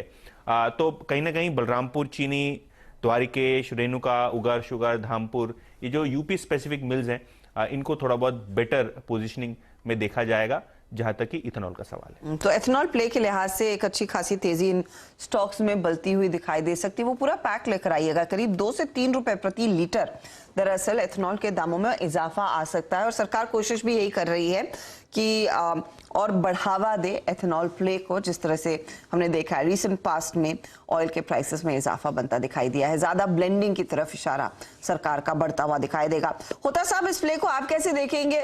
टॉप ट्रेड्स में क्या बलरामपुर चीनी ही पसंद है या फिर जो दूसरी कंपनियां इस सेक्टर में काफी एक्टिवली काम कर रही है उसमें से भी कुछ आपको पसंद है? बलरामपुर चीनी तो डेफिनेटली टॉप पिक रहेगा ये प्ले को लेके। और एक कंपनीज है जो हाल फिलहाल में इतना अच्छा किया नहीं है लेकिन रिस्क रिवॉर्ड रेशियो वहाँ पे पॉजिटिव टर्न हो रहा है, वो है ग्लोबस स्पिरिट।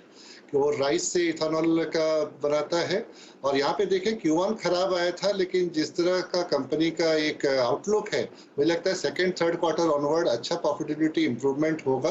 तो और stock is trading eight only 6 times FY24 में, तो रिस्क रिवॉर्ड के हिसाब से मुझे लगता है ग्लोबल स्पिरिट भी कैचअप करना चाहिए। बाकी जो शुगर स्टॉक है ऑलरेडी चल चुके हैं, तो लगता है ग्लोबल स्पिरिट को यहाँ से एक चलना का मौका मिलना चाहिए। ग्लोबल स्पिरिट्स भी आपकी पसंद का ट्रेड रहेगा और हाल फिलहाल ग्लोबल स्पिरिट में हमने देखा है तेजी बनी, आज 1.5% की बढ़त पर कारोबार करता हुआ।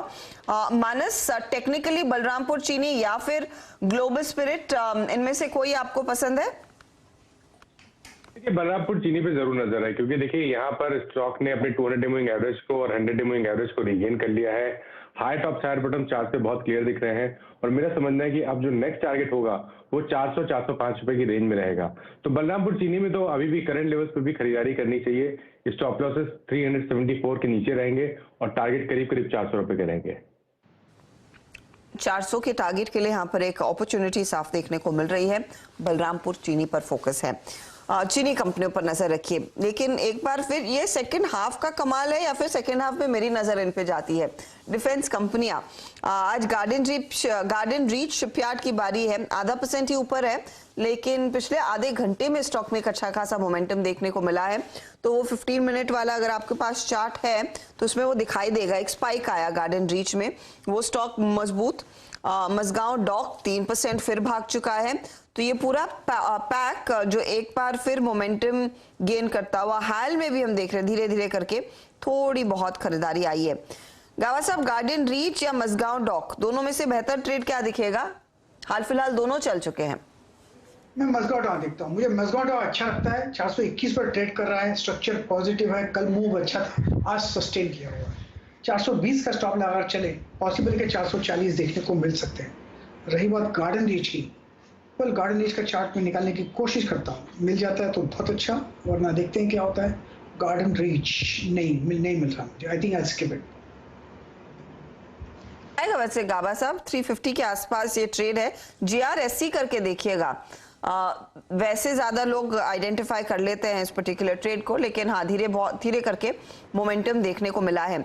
निफ्टी पर एक बार मिल गया लेकिन चार्ट मुझे पसंद नहीं है। ठीक है, पसंद नहीं है तो रहने दीजिए। मझगांव डॉक अच्छा लगता है मुझे। हाँ, मझगांव डॉक के साथ ज्यादा बेहतर होगा रहना, और मझगांव डॉक के लिए एक दरअसल इवेंट भी आ रहा है, जैसे हम आपको कल बता रहे थे। एक फ्रिगेट जो इन्होंने बनाया है वो दरअसल हैंडओवर किया जाएगा भारतीय नौसेना को। ये संडे को इवेंट होने वाला है, उससे पहले काफी एक्शन। सचिदानंद उत्तेकर इस बीच इन्होंने एक ट्रेड आइडेंटिफाई किया, बताइए सचिन।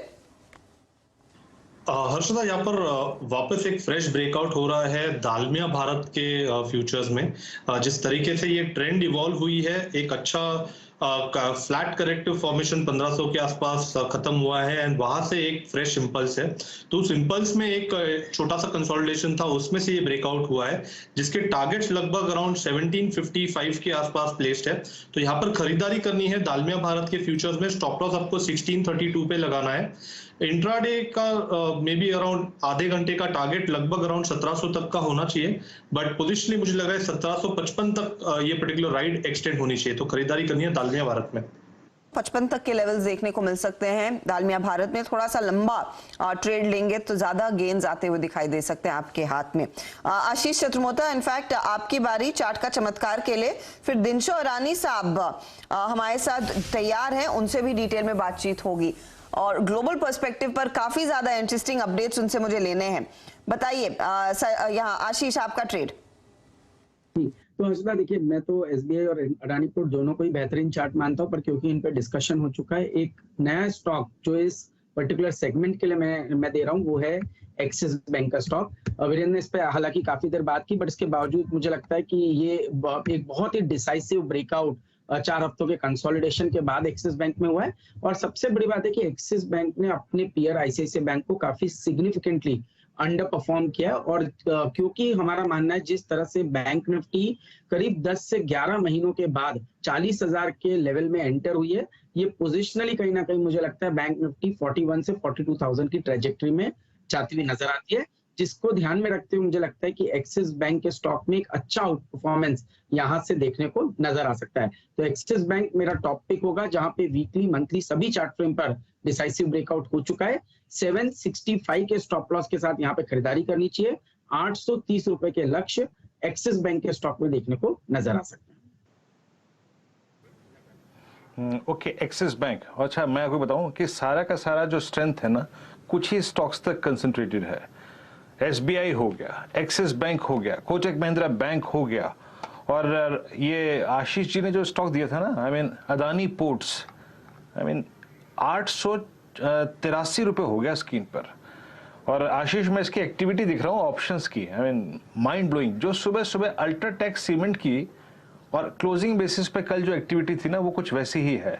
इसकी कोई कॉल पकड़नी चाहिए 880, 890 या फिर अब तो 900 का भी अगर आप देखें आप कॉल पकड़ सकते हैं, क्योंकि जहां 22 अगस्त का वो हाई कटा तो स्विंग अच्छा मिलेगा। मुझे याद है उस दिन का दिन जब आपने 19 अगस्त को इसको रिकमेंड किया था, क्या गजब का मूव आया था। कोई कॉल पकड़ लें आशीष इसकी?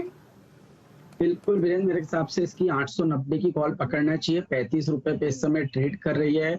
25 रुपए का यहाँ पे स्टॉप लॉस लगाना चाहिए। ऊपर में हालांकि लक्ष्य 55 रुपए का मैं दे रहा हूँ, पर जिस तरह का ये मोमेंटम ब्रेकआउट चार्ट्स पे नजर आता है, मैं सरप्राइज नहीं होऊंगा एक्सपायरी तक शायद ये ऑप्शन आपको इवन 70 रुपए तक होती हुई नजर आ सकती है। तो दो लक्ष्य 55 और 70, इस दो लक्ष्य के लिए इस 890 की कॉल ऑप्शन को खरीदना चाहिए। 25 रुपए का स्टॉप लॉस लगाना चाहिए।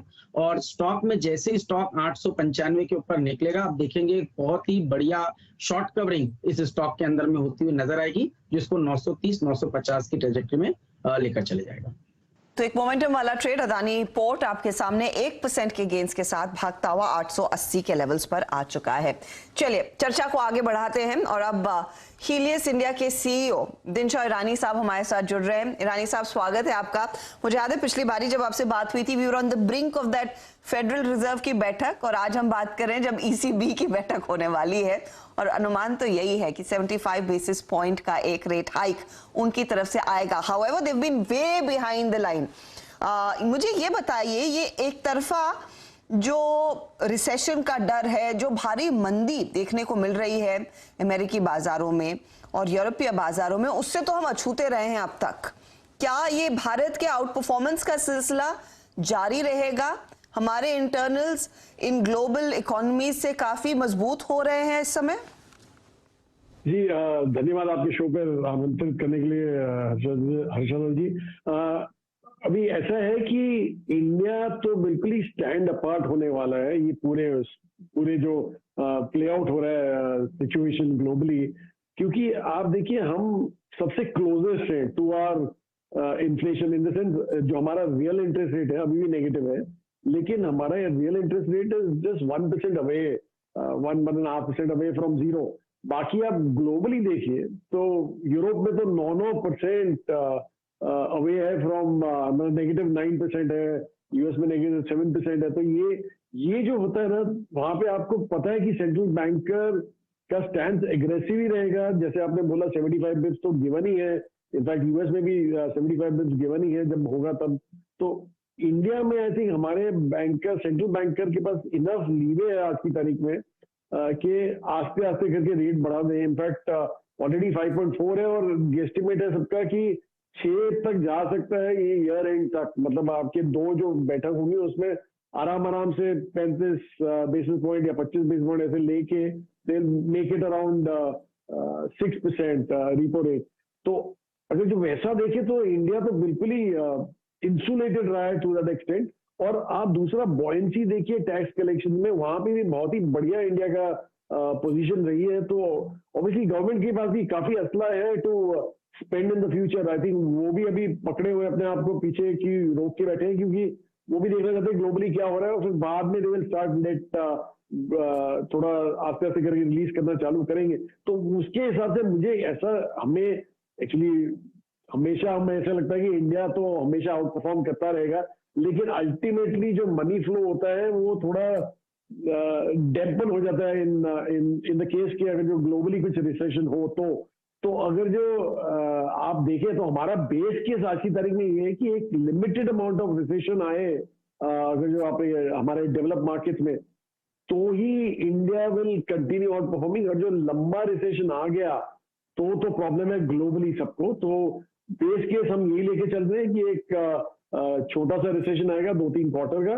एंड दैट एक्चुअली अगर जो वैसा होता है तो वो सारे डेवलप मार्केट्स के लिए अच्छा होता है, सॉरी एमर्जिंग मार्केट्स के लिए सारा अच्छा होता है। अगर जो डीएम में एक लिमिटेड अमाउंट ऑफ रिसेशन आता है तो अभी तो यही होप है। तो देखिए अभी होप ये प्ले आउट हो जाए।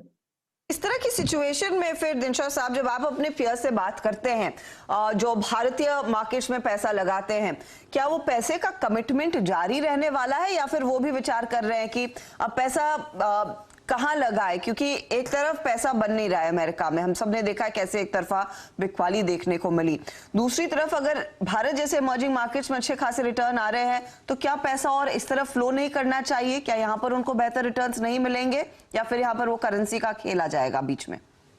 नहीं जी, एक्चुअली करेंसी की जो आपने बात की वो तो एक्चुअली एक बड़ा ही अच्छा मूव आरबीआई की तरफ से था कि जब क्वांटिटेटिव ईजिंग हो रहा था तो instead of letting the rupee appreciate उन्होंने वो एब्जॉर्ब कर लिया, वो अपने रिजर्व में डाल दिया। वो जब एक्सेस डॉलर्स आए तो अभी वो डॉलर्स यूज कर रहे हैं कि अपना रूपी थोड़ा इंसुलेटेड रहे from the global अपीवल which is happening. Anyway वो दैट अपार्ट, आपने जो बोला कि मनी फ्लो की बात की, तो उसमें क्या होता है कि अगर जो हर्षद जी की एक कंफर्ट होना चाहिए। अभी आप देखिए जैसे आपने यूएस का बोला कि यूएस में तो अभी ऑब्वियसली बहुत फ्लूइड है सिचुएशन, पैसा बनाना काफी मुश्किल रहेगा वहां पे, और इंटरेस्ट रेट उतना वहां पे तो जो फेडरल रिजर्व है उनको तो चाहिए ही कि लोग थोड़े थम जाए, थोड़ा मार्केट भी थम जाए, इसलिए वो हमेशा आके जोर से बोलते हैं कि मैं तो इंटरेस्ट रेट बढ़ा दूंगा वगैरह। बट आप दूसरे रीजन भी देखिए लाइक यूरोप, वहां पे तो बहुत ही बुरे हाल है, क्योंकि अगर जो रशिया ने अगर जो भी वो बोल रहे हैं कि मैं गैस सप्लाई बंद करना चाहता हूँ, कर दूंगा, अगर वो कर दिया तो वहां पे तो जो इन्फ्लेशन है वो बहुत ही बढ़ जाएगा, लेड बाय एनर्जी। और चाइना का तो इश्यूज अलग ही है उनके। इनफैक्ट जब मार्केट अच्छा कर रहा था, government came down heavily on their blue chips, तो वहां पे थोड़ा थम गया, और अभी तो खैर वहां पे भी स्लो डाउन दिख रहा है थोड़ा, जिस तरह से वहां का सेंट्रल बैंकर्स अपने इंटरेस्ट रेट काट रहे हैं। तो ऑब्वियसली ऑप्शन रह जाता है इंडिया जैसा मार्केट, लिमिटेड अमाउंट ऑफ दूसरे मार्केट से India can absorb a lot of money, क्योंकि मार्केट कैप आप देख ही रहे ग्लोबली टॉप 5 में आ जाते हैं आजकल, तो उसके हिसाब से तो India can absorb a lot of money.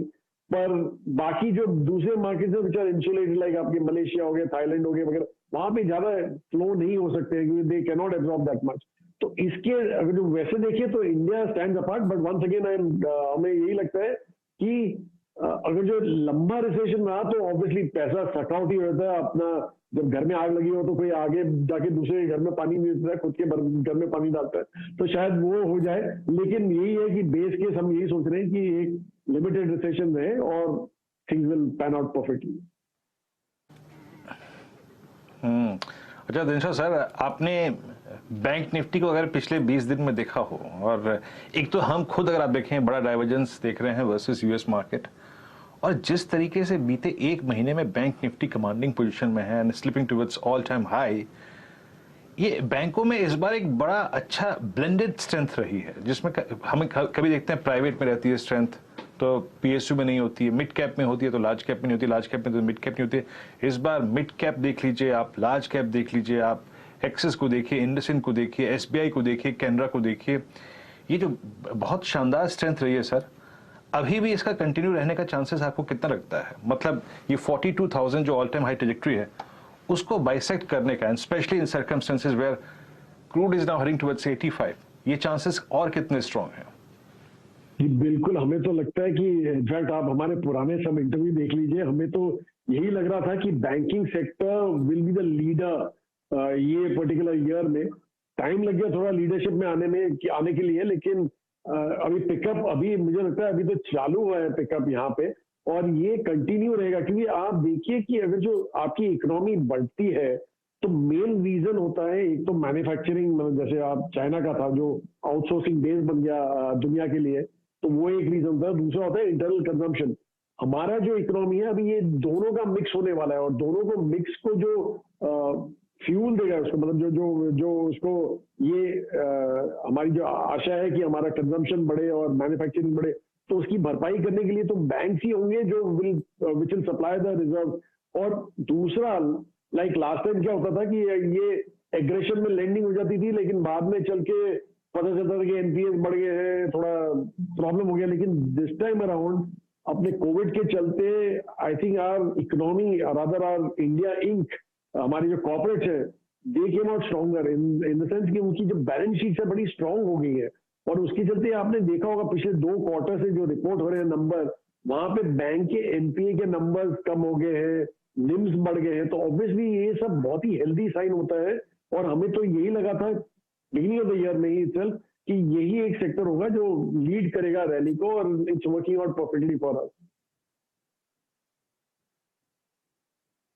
वाकई स्ट्रॉन्ग, अगर आप देखें ईरानी सर के कमेंट्स अभी भी बैंकिंग को लेकर हैं। अच्छा sir, cement space, I mean MNA activities अगर आप देखें ये बड़ी, अगर आप देखें गुजरा, और कहा जा रहा है कि जो फिर अगर आप देखें फर्स्ट और सेकंड लाइन के जो प्लेयर्स हैं जो होल्ड करते हैं वो सब्सटेंशियल कैपेसिटी एडिशन करेंगे। कल प्राइस हाइक की खबरें थी, and specially post I mean closure of I think मतलब मानसून के बाद आप लोगों ने कुछ सीमेंट में एक्सपोजर बढ़ा है या फिर वो सीमेंट्स जो बाय किए हो सर? जी हमारा सीमेंट में एक्सपोजर है ही नहीं बिल्कुल भी, क्योंकि हम एक्चुअली कमोडिटी रैली वगैरह ज्यादा ध्यान नहीं देते। हमें तो लगता है कि जैसे आपने बोला कि प्राइस हाइक की बात हो रही है, लेकिन वो तो हमेशा एक सीजनल ट्रेंड ही रहता है। मॉनसून के बाद हमेशा प्राइस हाइक की बात होती है, कितना सस्टेन करता है वो ज्यादा इंपॉर्टेंट है।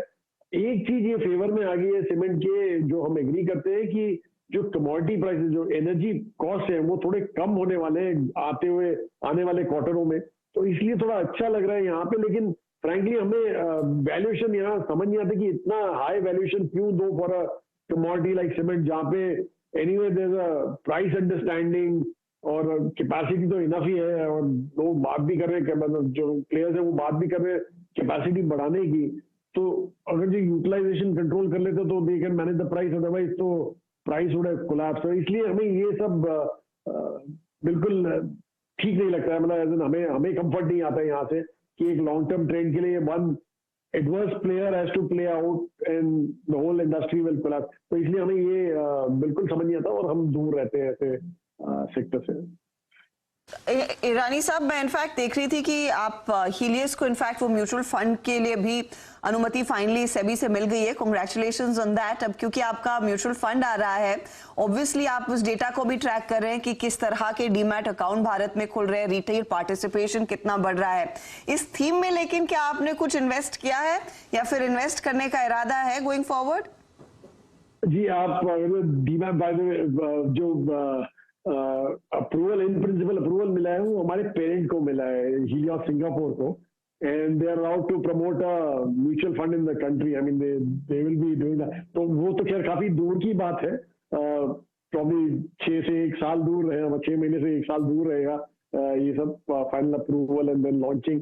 तो वो तो बहुत ही दूर की बात हुई। बहरहाल अपनी जो डीमैट की बातें की, जो 10 करोड़ अकाउंट खुल गए डीमैट के अभी, तो this is like a major I think achievement India के पार्ट पे कि इतने रिटेल पार्टिसिपेशन अभी हो रहा है, और वो आपको दिख भी रहा है जिस हिसाब से फ्लोज आते हैं रिटेल के। तो इनडायरेक्टली तो हम पार्टिसिपेट कर ही रहे हैं। जिस बाजार की जो तेजी हो रही है वो काफी हद तक रिटेल इन्वेस्टर्स के चलते हैं, क्योंकि जब एफआईएस सेलिंग कर रहे थे तब रिटेल इन्वेस्टर्स थे जो बाइंग कर रहे थे। आज की तारीख में भी एफआईएस का आई थिंक $21 बिलियन का और अगस्त एंड तक का सेलिंग था, और जो हमारे DIIs है पार्ट ऑफ जहाँ पे रिटेल का पैसा काफी जाता है, वहां पे 27-28 बिलियन डॉलर का बाइंग था। तो ऑब्वियसली ये इस हिसाब से तो सभी ने पार्टिसिपेट किया है, बट एनी स्पेसिफिक सेक्टर हमने नहीं देखा है। मुझे लगा कि शायद आपने एक्सचेंजेस में इन्वेस्ट किया हो या फिर CDSL जैसी कंपनियों में पैसा लगाया हो, बट क्लियरली मार्केट में इस तरह का रिटेल पार्टिसिपेशन आना वो हर के लिए एक पॉजिटिव रहता है। मैं फाइनल कॉल आपसे लेना चाहूंगी, ये जो कमोडिटीज में इस समय हो रहा है, कच्चे तेल का टूटना, दूसरी तरफ चाइना में डिमांड घटना, तो वहां पर मेटल्स में भी थोड़ा सा दबाव आने लगा है, एक्सपोजर है कि नहीं? जी नहीं, कमोडिटी में हमारा ज्यादा एक्सपोजर नहीं है, पर एक हिसाब से आप देखिए कि जो भाव गिरे हैं सब कमोडिटीज के, वो इन अ वे बहुत ही इमर्जिंग मार्केट के लिए तो बहुत ही अच्छे होते हैं, और उल्टा इंडिकेशन यही देते हैं कि इन्फ्लेशन पीक आउट हो चुका है और अभी जाके गिरेगा। इनफैक्ट एक बड़ा कॉल जो हमने इंडिया में यही लिया था कि सितंबर से जो इन्फ्लेशन, अगर जो क्रूड उल्टा उस समय तो हम लगा के बैठे थे कि 120 के आसपास रहेगा, तो यहाँ सितंबर के बाद आपको दिखेगा कि इन्फ्लेशन नीचे आने लग गया है और क्रूड उसके पहले ही नीचे आ गया। अभी तो 95, ब्रेंट की बात करें तो उसकी $95 के आसपास है। तो वो अगर ज्यादा से जोर से गिरता है तो बहुत ही अच्छा होता है इंडिया के लिए, आई मीन हर एक इमर्जिंग मार्केट के लिए, और दूसरा हर एक कॉर्पोरेट के लिए जो कमोडिटी कंज्यूमर है उनको ब्रीदिंग स्पेस मिल जाती है। सेंट्रल बैंकर को भी ये दिखता है कि इन्फ्लेशन पीक आउट हो चुका है, इसलिए वो भी थोड़ा एग्रेशन उनका भी कम हो जाता है कि इन्फ्लेशन नीचे आते हुए दिखे। तो ये सब तो बहुत ही पॉजिटिव है, बट होप ये कंटिन्यू रहे, और इसीलिए आपको दिखेगा कि हमारे वैल्यूएशन भी इंप्रूव हो रहे हैं। मतलब एज इन आप हिस्ट्री के हिसाब से देखें तो इंडिया का प्रीमियम काफी बढ़ गया है, पर हमें तो ये लगता है कि ये जस्टिफाइड है, क्योंकि द वे वी आर, जैसे मैंने बोला कि शुरुआत में कि इंडिया विल स्टैंड अपार्ट, तो हमें तो लगता है कि ये जस्टिफाइड वैल्यूएशन है और होपफुली रहेंगे फ्यूचर में भी। साहब, always a pleasure speaking to you, बहुत बहुत शुक्रिया हमारे लिए समय निकालने के लिए।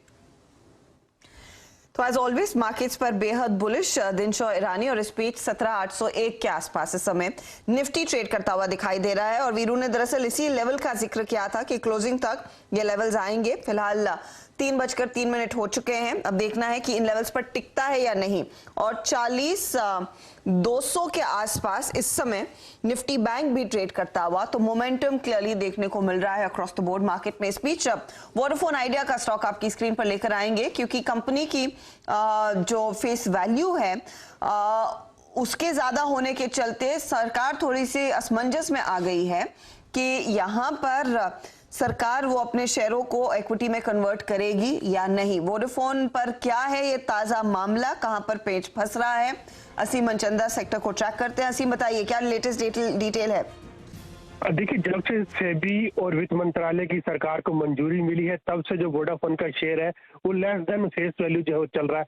वोडाफोन में आइडिया के जो शेयर की वैल्यू है, फेस वैल्यू है, वो 10 रुपए है, लेकिन कंपनी का शेयर लगातार 7 रुपए या 9 रुपए के आसपास जो है वो रह रहा है। कभी भी वो 10 रुपए के ऊपर जो है वो नहीं आया।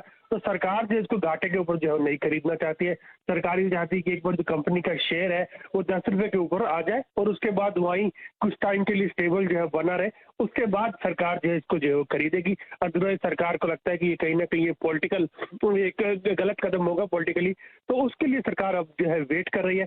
तो उम्मीद यही है कि वित्त मंत्रालय 2 महीने पहले ही इसकी डील को हरी झंडी जो है वो दे चुका है। सेबी से ओपन ऑफर का एग्जाम्पशन जो मिल चुका है। तो एक बार सरकार अब वेट कर रही है कि जैसे ही कंपनी का शेयर जो है 10 रुपए के ऊपर आ जाए और उसके बाद जो है उसकी वैल्यू जो है बनी रहे, तो कम सरकार इसके अंदर से इक्विटी खरीदने पर विचार जो है वो कर सकती है। ओके, तो थोड़ा सा मामला फंसता हुआ दिखाई दे सकता है। तो फिलहाल स्टॉक बिल्कुल तस से मस नहीं हो रहा है, 970 के आसपास है। सरकार कितना इंतजार करने को तैयार है? ऐसे सरकार की तरफ से कोई अर्जेंसी तो है नहीं यहाँ पर, असीम? जी सही कहा आपने, कोई अर्जेंसी जो है अभी सरकार इसको लेकर के दिखा नहीं रही है, क्योंकि जैसे मैं आपको बता रहा हूँ कि वित्त मंत्रालय ने 2 महीने पहले ही सरकार जो दूरसंचार विभाग है उसको हरी झंडी दे दी थी कि आप ये स्टॉक जो खरीद सकते हैं, इसकी इक्विटी जो खरीद सकते हैं। लेकिन उसके बावजूद जो है सरकार ने अभी तक इसको लेकर के कोई फाइनल डिसीजन जो है वो नहीं लिया। तो सरकार वेट कर रही है और आगे भी वेट करने की तैयारी में जो है, क्योंकि अब मामला जो है पूरे 4 साल का है। 4 साल तक वोडाफोन ने इसके ऊपर मोरेटोरियम जो है वो लिया है और उसके बदले में इक्विटी जो है कंपनी जो है दे रही है। तो सरकार इसका वेट करेगी और एक बार जब वैल्यू जो है इसकी शेयर की फेस वैल्यू से ऊपर आ जाएगी और कुछ टाइम के लिए यानी कि 2 से 3 महीने के लिए ऊपर बनी रहेगी, तो सरकार इसमें इक्विटी खरीदने पर विचार करेगी। बहुत बहुत शुक्रिया फिलहाल इस अपडेट के लिए। तो स्टॉक यहाँ पर लैंग्वेज करता हुआ और सरकार शायद टाइम लेगी जब तक ये स्टॉक 10 रुपए के ऊपर नहीं ट्रेड करता और थोड़ी बहुत स्टेबल नहीं हो जाता। फिलहाल 30 पैसे दूर है उस लेवल के, लेकिन सरकार देखना चाहेगी कि स्टेबिलिटी कितनी है उस पर्टिकुलर प्राइस में, क्योंकि वो लॉस में कन्वर्ट नहीं करना चाहेंगे अपने शेयर को। ये है फिलहाल इस समय की बड़ी खबर। लेकिन चलिए अब डीलिंग रूम में क्या चल रहा है उसका जायजा ले लेते हैं। हमारे साथ यतिन एक बार फिर स्टूडियो में जुड़ गए हैं। यतिन बताइए। Good afternoon Harshada. देखिए, सबसे पहला स्टॉक जो जिक्र करना चाहूंगा वो है आईसीआईसीआई लोम्बार्ड यानी आईसीआईसीआई जनरल इंश्योरेंस। इस कंपनी की बात करें तो ऐसी तेजी के मार्केट में स्टॉक थोड़ा फीका है, लगभग 2-2.25% की मंदी के साथ ट्रेड कर रहा है। यहां बस ये है कि एसटीबीटी की आप ट्रेड ले सकते हैं। 2 से 4 ट्रेडिंग सेशंस में डीलिंग रूम्स को लगता है शायद ये स्टॉक आपको 25 से 30 रुपए डाउनटिक दिखाए, क्योंकि यहाँ ब्लॉक डील की एक बज चल रही है बाजार में। तो कहीं ना कहीं ब्लॉक डील की बज के वजह से स्टॉक पे थोड़ा ओवरहैंग बना हुआ है और इसीलिए यहाँ थोड़ी बहुत फ्रेश शॉर्ट पोजीशंस आज भी देखी गई हैं। ओपन इंटरेस्ट लगभग 8% से बढ़ा है और यहाँ आपको मंदी के सौदे दिखाई दे रहे हैं वायदे बाजार में। इसके अलावा एचपीसीएल पे नजरें होनी चाहिए, जहां डीलर्स इंडिकेट कर रहे हैं कि डोमेस्टिक म्यूचुअल फंड्स का इंटरेस्ट फिर से ऑयल मार्केटिंग कंपनीज पे आ रहा है। ऑब्वियसली थ्रू द डे हमने इसकी काफी चर्चा की है, लेकिन पोजिशनली उनको लगता है कि 270-280 तक के टारगेट्स आ सकते हैं, क्योंकि क्रूड ऑयल यानी कच्चा तेल लगभग 6 महीने के लोअर लेवल्स पे है और शायद यहां से ऑयल मार्केटिंग कंपनीज थोड़ा बहुत टर्न अराउंड दिखा सकें। आज बहुत दिनों के बाद एचपीसीएल जैसे स्टॉक में 7-8% का ओपन इंटरेस्ट बढ़ता हुआ दिखाई दिया है लॉन्ग की तरफ।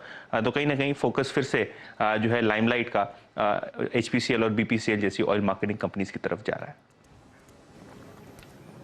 जी हाँ, यकीन मानिए। और पिछले कुछ सेशंस का अगर आप डेटा देखें, स्पेशली अंदर हाइलाइट्स ऑफ क्रूड, उसके रिट्रेसमेंट 95 से अगर आप देखें 88 तक के रिट्रेसमेंट के बीच में एचपीसीएल और बीपीसीएल का आप देखें डेटा काफी इंप्रूव हुआ है। इस बीच याद रखिएगा टानला प्लेटफॉर्म्स यहाँ पे 1200 रुपए प्रति शेयर पर बाईबैक को जो बोर्ड ने है मंजूरी दी थी, बोर्ड बैठक में अगर आप देखें फैसला हुआ है। करीब 170 करोड़ रुपए का अगर आप देखें स्पेंड इस बाईबैक प्रोग्राम पे होगा। टानला प्लेटफॉर्म्स आपकी स्क्रीन पे। लेकिन मीनवाइल एक चीज याद रखिएगा, हमने इस क्लोजिंग में 2 व्यू लिए थे। देखिए, मैं आपको कुछ देर में जब हर्षदा और मैं ले लेंगे बीटीएसटी कॉल, मैं आपको 15 सितंबर के वीकली कॉन्ट्रैक्ट का कुछ डेटा दिखाऊंगा। मैं आज की मॉर्निंग कमेंट्री में एक टारगेट लेके आया था, इट वाज 17,811 और आज करीब करीब हमको 17,807 मिल गया। इस क्लोजिंग अगर यहाँ पे आती है तो इसके मायने क्या होंगे? हम क्लोजिंग में एक टारगेट लेके आए थे 40,270 और निफ्टी बैंक का आज का इंट्राडे अगर आप देखें जो हाई है वो है 40,266।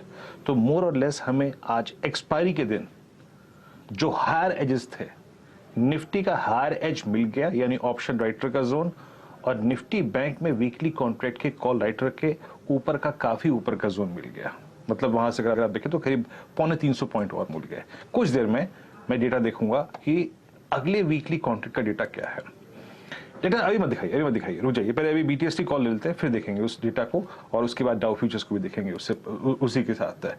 बीटीएसटी के क्रम को शुरू करते हैं एक बार। सचिन बताइए क्या कैरी करना चाहेंगे आप कल मॉर्निंग के लिए, फ्राइडे के लिए? अच्छा, मेरे ख्याल से सचिन नहीं है। आशीष शत्रुमोता जी, आप क्या पिक करेंगे कल के लिए?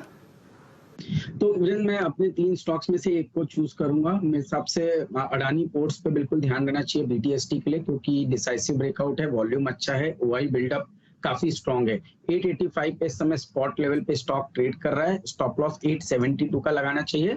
925-930 के लक्ष्य बीटीएसटी के तौर पे मैं समझता हूँ अडानी पोर्ट्स में देखने को नजर आ सकता है। जैम अडानी पोर्ट्स याद रखिएगा। आशीष, जब क्या होता है ना कि कई बार आपको लगता है कि बहुत बार टिप्पणी हो चुकी है, लेकिन आशीष की अमूमन ये अप्रोच रही है कि किसी स्टॉक को अगर लो तो उस पर थोड़ा सा कमांडिंग पोजीशन में आके बैठो, थोड़ा टाइम स्पेंड करो उसके साथ, और जो कहते हैं ना बाय राइट सिट टाइट, ये अप्रोच रखते हैं। आज की इस क्लोजिंग को थोड़ा डिफाइन कर देता हूं जनाब। 22 अगस्त उस दिन का हाई इसने रिविजिट कर लिया। उस दिन का जो हाई था वो था इंट्राडे बेसिस पे, लेकिन ये क्लोजिंग बेसिस पे है और अपने करियर के सेकंड बेस्ट लेवल पे अडानी पोर्ट्स क्लोज होता हुआ। बहुत स्ट्रॉन्ग स्टेट्स यहाँ पे। प्रकाश सर, आप क्या कैरी करेंगे कल के लिए? मैं कैरी करूंगा बैंकिंग क्षेत्र से स्टेट बैंक ऑफ इंडिया। मुझे इसका चार्ट स्ट्रक्चर अच्छा लगता है, इसमें स्ट्रेंथ नजर आती है। 544 पर ट्रेड कर रहा है, स्टॉप होना चाहिए 540। लगता है कि 550 पार कर लेगा state bank of India. Pi पर एक ट्रेड इस समय काबा साहब देते हुए और अदानी पोर्ट पर पहले आशीष चतुर्मोता ने एक बाय कॉल दिया। पालविया साहब, आपका ट्रेड क्या होगा? तो हर्षिता मैम, मेरा ट्रेड होगा HDFC limited. Stock day high की तरफ ट्रेड करते हुए दिख रहा है और जिस तरीके से स्टॉक में पिछले 2-3 सेशन में देखे तो एक अच्छा कंसोलिडेशन बाइंग एक्शन देखने को मिला है और आज जिस तरीके से वापस सेकंड हाफ में एक बाइंग इंटरेस्ट बना है तो हमें लगता है HDFC लिमिटेड को यहाँ पे BTST ट्रेड में कैरी करना चाहिए। बैंकिंग फाइनेंशियल में ऑलरेडी एक अच्छा मोमेंटम यहाँ पे देखने को मिल रहा है तो हमें लगता है HDFC लिमिटेड में टारगेट आना चाहिए 24.95 से लेकर 25.10 तक के अपसाइड के टारगेट आते हुए दिख सकते हैं। स्टॉप लॉस होगा करीब 2440 के आसपास।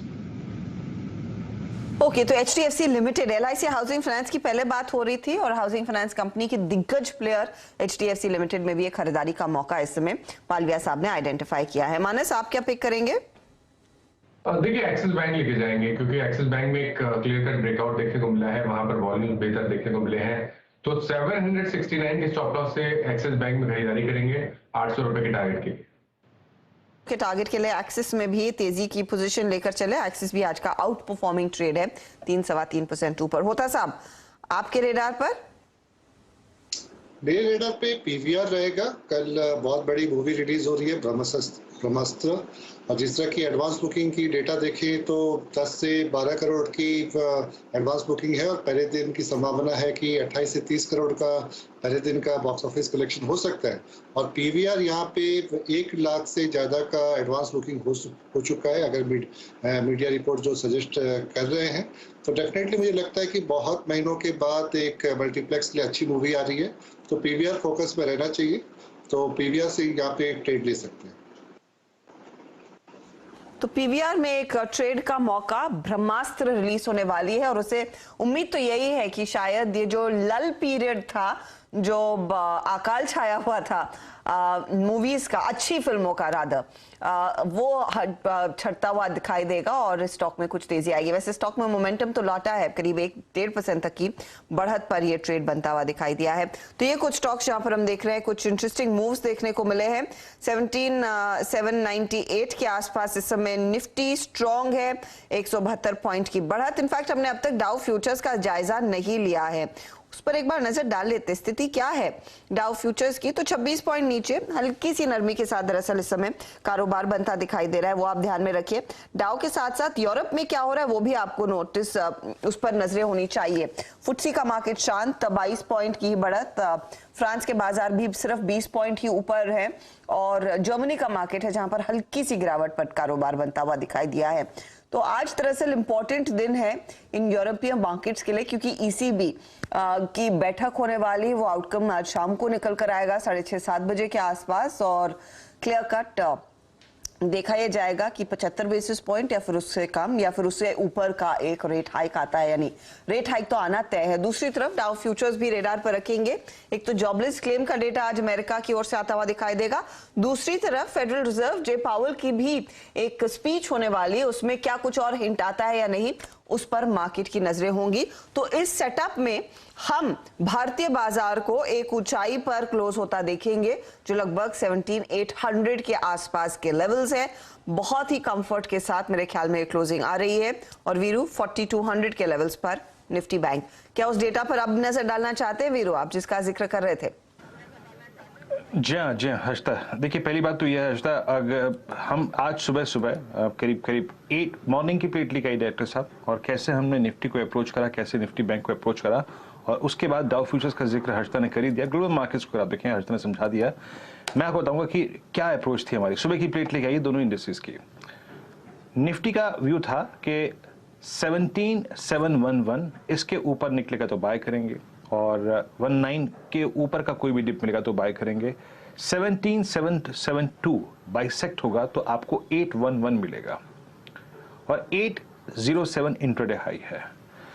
देखिए आप अगर पोजिशनल ट्रेडर हैं तो आप डेफिनेटली कैरी कर सकते हैं। याद रखिएगा टेक्निकली, नॉट एज पर द ऑप्शन, अभी मैं सिर्फ टेक्निकली बात कर रहा हूं। Post 22 August this is the highest close ever और हमने इस पूरे 22 अगस्त का मतलब क्या है, पूरे टर्बुलेंस वाले उस पीरियड जब एक्सपायरी होती है, रोलोवर्स होते हैं, इप्स एंड बट्स थे कुछ, यूएस की वोलेटिलिटी चरम पे थी, उस वक्त के लेके अब तक के हाईएस्ट क्लस्टर पे आप देखिए हमने क्लोजिंग दी है। तो टेक्निकली ये बहुत खूबसूरत क्लोजिंग है और 19 अगस्त की कैंडल में हम एंटर कर चुके हैं। जरा अब ऑप्शंस के स्टैट्स लेके आइए और अब हम देखेंगे 15 अप्रैल के स्टैट्स, उसमें बिल्डअप कैसा है। देखिए आज की एक्सपायरी होनी थी, हो गई, और मंथली डेटा मैं आपको कल बताऊंगा, लेकिन 15 अप्रैल का एज पर द प्रोविजनल फिगर्स जो डेटा है वो ये कहता है कि दोनों ही इंडस्ट्रीज पे क्या है आइए देखते हैं। लेके आइए वो 6 कॉल्स और पुट, जिसमें हमने प्लेसमेंट रखी है 17,800, 900 और 18,000 की कॉल की, और पुट्स की 17,800 की, 17,700 की, 600 की। ये देखिए बड़ा आउटस्टैंडिंग वाई 17,800 की कॉल होल्ड करती है और 17,800 के बाद 18,000 की, 30 लाख का आउटस्टैंडिंग वाई। लेकिन बड़ी चीज ये है कि बहुत स्ट्रॉन्ग पुट राइटिंग आज विजिबल तीनों ही स्ट्राइक्स पे हुई है, 17,800, 700 और 600 पे। सो ये डेटा थोड़ा प्रॉमिसिंग है, याद रखिएगा। और उससे भी अच्छी बात यह है कि बैंक निफ्टी का डेटा और भी स्ट्रांग है। आप 40,000 के ऊपर अगर आप देखें क्लोज हो रहे हैं, 40,200 की ट्रैजेक्टरी में। आपने इस वीकली कॉन्ट्रैक्ट के सबसे बड़ी कॉल राइटर के जोन के ऊपर क्लोज दिया, और more specially it's a typical flag breakout, it's a breakout above entire range, जो कि हमने 14 जनवरी के बाद से लेकर अब तक मेंटेन की थी। और डेटा लेके आइए प्लीज, जरा वो ऑप्शंस का डेटा लेके आइए। सबसे स्ट्रॉन्ग पुट राइटिंग आज किसी स्ट्राइक पे हुई है तो वो है, ये देखिए, ये है कॉल, बड़ा आउटस्टैंडिंग वाई हर्षदा अब सिर्फ 41,000 की कॉल पे खड़ा है। इवन 40,500 की कॉल का ओआई जो है उससे बिल्कुल आधा है। और जरा आप पुट्स को दिखाइए इसके बाद 15 अप्रैल के कॉन्ट्रैक्ट में जो पुट्स का रुझान है वो क्या देखते हैं जरा एक बार। ये कॉल थी 15 सितंबर की कॉन्ट्रैक्ट की, मेरे ख्याल से पुट्स नहीं आ रही है, मैं मेंशन कर देता हूँ यहाँ पे, लेकिन 40,000 पे आज काफ़ी अच्छी खासी पुट राइटिंग विजिबल है। तो हर डेटा अच्छा है, और मेरे ख्याल से एज पर दीज स्टैट्स और जो ग्लोबल सेटअप आपने समझाया, पोजिशनल ट्रेडर डेफिनेटली निफ्टी और निफ्टी बैंक को कैरी कर सकता है। हर्षदा जी हाँ, तो तेजी की पोजीशंस कैरी करने वाली स्थिति में क्लियरली मार्केट आ चुका है, लेकिन सवाल यही है अब यहाँ से क्या हम फिर से अटेम्प्ट करेंगे 18,000 की तरफ। आशीष चित्रमोता, क्या उतना दम दिख रहा है आपको मार्केट में? क्योंकि पिछली बारी जब भी हम क्लोजर टू 18,000 आए हैं, मार्केट तेजी से फिजल आउट हुआ है। अब तो स्थिति थोड़ी सी कंट्रोल में है या नहीं? बिल्कुल है अर्शिदा। इनफैक्ट ये 3 हफ्तों के कंसोलिडेशन के बाद निफ्टी ने वापस 17,800 को डिसाइसिवली सस्टेन किया, और इस रैली में आप देखिए 3-4 कैरेक्टर है, एक कैरेक्टरिस्टिक्स है। एक है बैंकिंग जो करीब 30 से 35% इंडेक्स को कंट्रोल करता है। वहां पर एक डिसाइसिव 12 महीनों के बाद एक ब्रेकआउट देखने को नजर आया, जहां बैंक निफ्टी ने 40,000 के स्तरों को छुआ है और जो 42,000 की तरफ बढ़ता हुआ नजर आता है। तो वहां से एक अच्छी स्ट्रेंथ मिल रही है आपको, कैपिटल गुड्स स्पेस से अच्छी स्ट्रेंथ मिल रही है। आईटीसी जो कि 5% इंडेक्स को कंट्रीब्यूट करता है, वहां कंसिस्टेंटली अच्छी स्ट्रेंथ है। तो इन सबको देखते हुए मुझे लगता है कि 18,100 के लेवल बहुत ही जल्द बाजार में आते हुए नजर आ सकते हैं।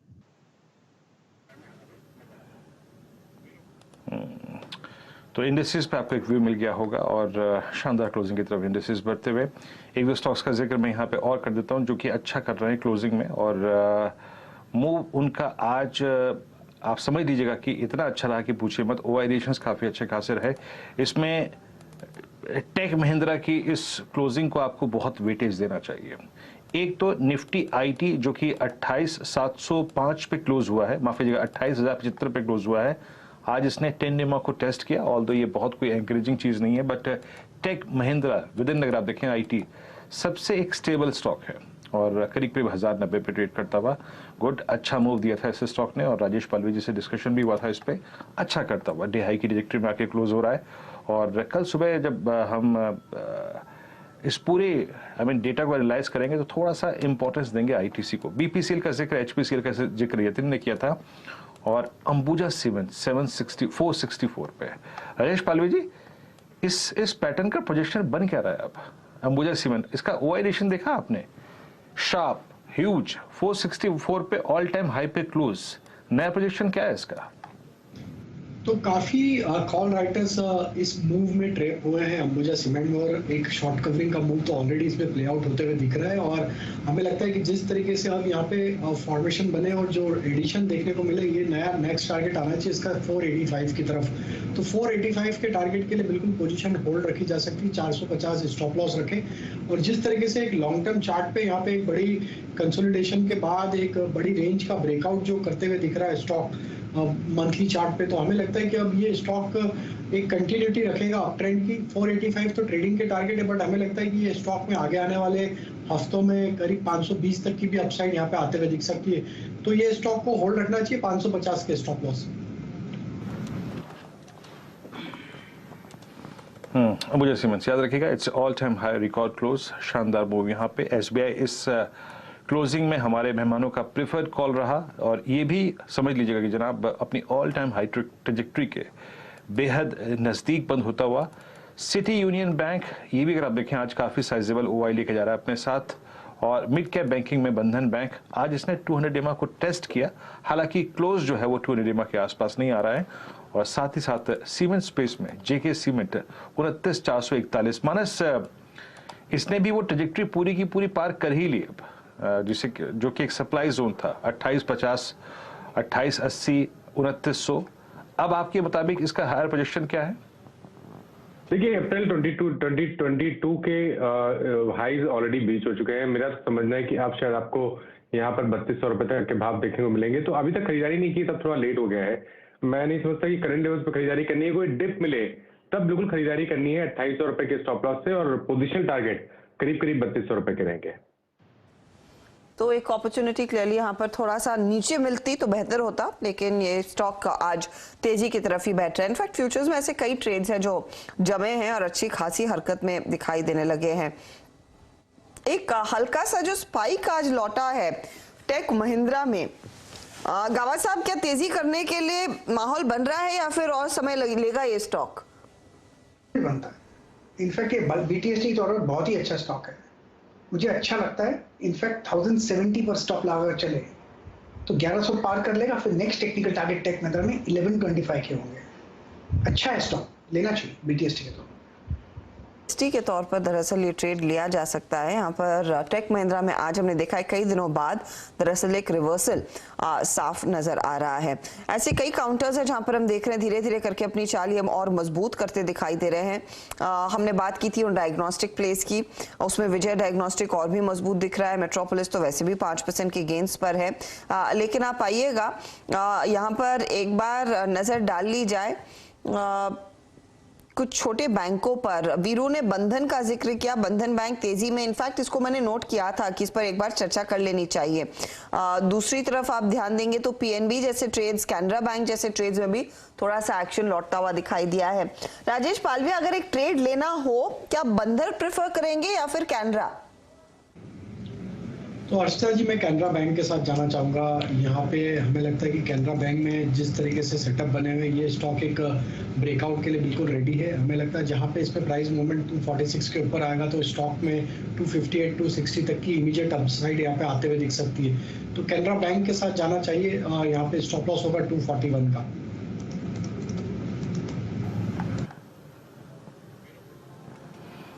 कैनरा बैंक है, बस इस स्टॉक पे याद रखिएगा वो जो जोन है ना, आई मीन 250 का 52 का एक सप्लाई क्लस्टर है, वो चार्ज पे हर्डल है। बट यस, आज ओआई एडिशंस काफी अच्छे खासे हैं। एक बार क्लोजिंग बेसिस पे जरा मैं जाके पिडलाइट को देख लूं, 2875 पे शानदार क्लोजिंग की तरफ बढ़ता हुआ स्टॉक, अच्छा मूव इसने भी दिया है क्रूड के प्रेशर के बीच में।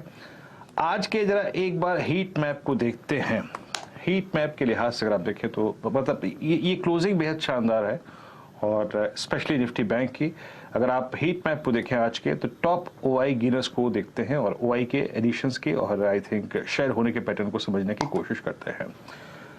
Shri cement top OI gainer, long buildup, Metropolis, BPCL, JK cement, Axis bank. Banking में इट वाज एक्सिस बैंक जिसने आज लीड किया। बैंक ऑफ बड़ौदा ये भी अच्छा रहा, और साथ ही साथ Dalmia Bharat, Ambuja cements at all time high, Hind petro, Bandhan bank, Tech Mahindra. ये भी हर्षिता ने टेक महिंद्रा की बात की, मैंने टेक महिंद्रा की बात की। यकीन मानिए चार ही के लिए टेक महिंद्रा आज बहुत ही अच्छी स्थिति में क्लोज हो रहा है, बहुत ही अच्छी स्थिति में क्लोज हो रहा है। ऐसा नहीं है कि ऑल टाइम हाई पे ट्रेड करने वाले स्टॉक हमेशा अच्छा करते हैं। वो डाइवर्जेंसेस और वो बायस जो पॉजिटिव बनता है वो लोअर एजेस पे ही बनता है, तो उसको भी आपको देखना पड़ता है। शॉर्ट बिल्डअप हुआ आज हिंद पेट्रो में, सॉरी माफ कीजिएगा हिंडाल्को में, आईसीआईसीआई लोम्बार्ड, जी, पिरामिड एंटरप्राइजेस, टाटा स्टील में आप देखें तो आज शॉर्ट बिल्डअप हुआ। लॉन्ग अनवाइंडिंग हुई टोरेंट पावर में, रेन इंडस्ट्रीज में, पीएफसी में, नाल्को में, और एक साइड में शॉर्ट कवर कहाँ पे था, सीयूबी में था और साथ ही साथ बीएचईएल में था, एलकेम और करीब करीब आप समझ लीजिएगा कि टीवीएस मोटर्स में भी थोड़ा बहुत शॉर्ट कवर था। लेकिन बीएचईएल देखिए कोई झुकाव नहीं, नो पर्सनल अगर आप देखें कई कमेंट्स, बट बीएचईएल एक अच्छी अगर आप देखें तो क्लोजिंग की तरफ बढ़ता हुआ 63.20। प्रकाश सर से सुबह बात हुई थी यहाँ पे। प्रकाश सर आपके आंकड़ों के मुताबिक ही क्लोजिंग आती हुई इस जोन के जो टारगेट्स थे 65, 66, 67 उसकी तरफ बढ़ रहा है स्टॉक? बिल्कुल मुझे लगता है, क्योंकि जो हायर टाइम फ्रेम में देखिए बीएचईएल का चार्ट, तो मुझे यहाँ पर रनिंग करेक्शन दिखता है हायर टाइम फ्रेम पर, और आज का जो नॉर्मल टाइम फ्रेम है उस पर भी रनिंग करेक्शन तो है। तो मुझे 65 एक लॉजिकल टेक्निकल टारगेट नजर आता है, उसके आसपास प्रॉफिट बुक कर सकते हैं या तो वहां पर भी थोड़ा स्ट्रेच कर सकते हैं। मुझे तो स्टॉक अच्छा लगता है। हाँ, इतना है कि 62 का स्टॉप लगाना जरूरी है बस। बीएचईएल